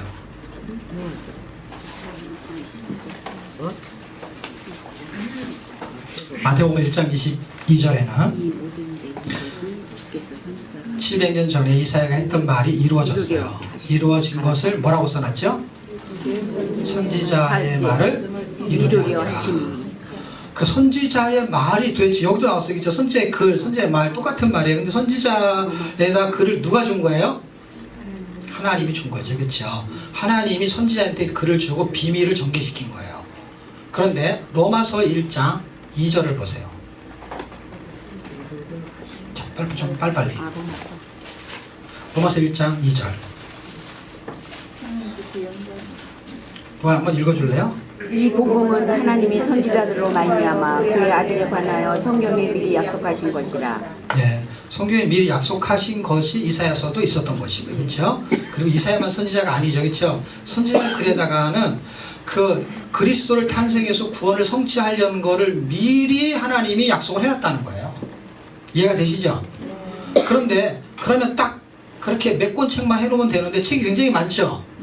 그렇게 많은 이유는 아까 말한 대로 아까 제가 복음서 설명했듯이 다양성이라고 말했죠. 그렇죠? 사람이 이렇게 다양하죠. 성격도 다양하고 어떤 방식으로 읽는 거는 잘 되는데 다른 방식은 잘 안 되는데 똑같은 거예요. 내용은 방식만 다르면 돼요. 아이들이 뭐 예를 들면 홍당 당근 같은 거 싫어해.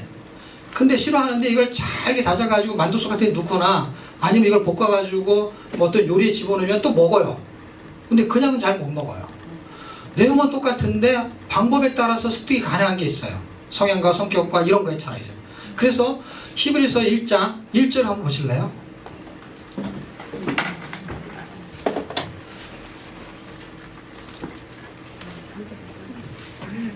자, 히브리서 1장 1절에는 옛적에 선지자들로 여러 분과 여러 모양으로 우리 조상들에게 말씀하신 하나님이. 그럼 거기까지만 읽어도 힌트가 됐죠.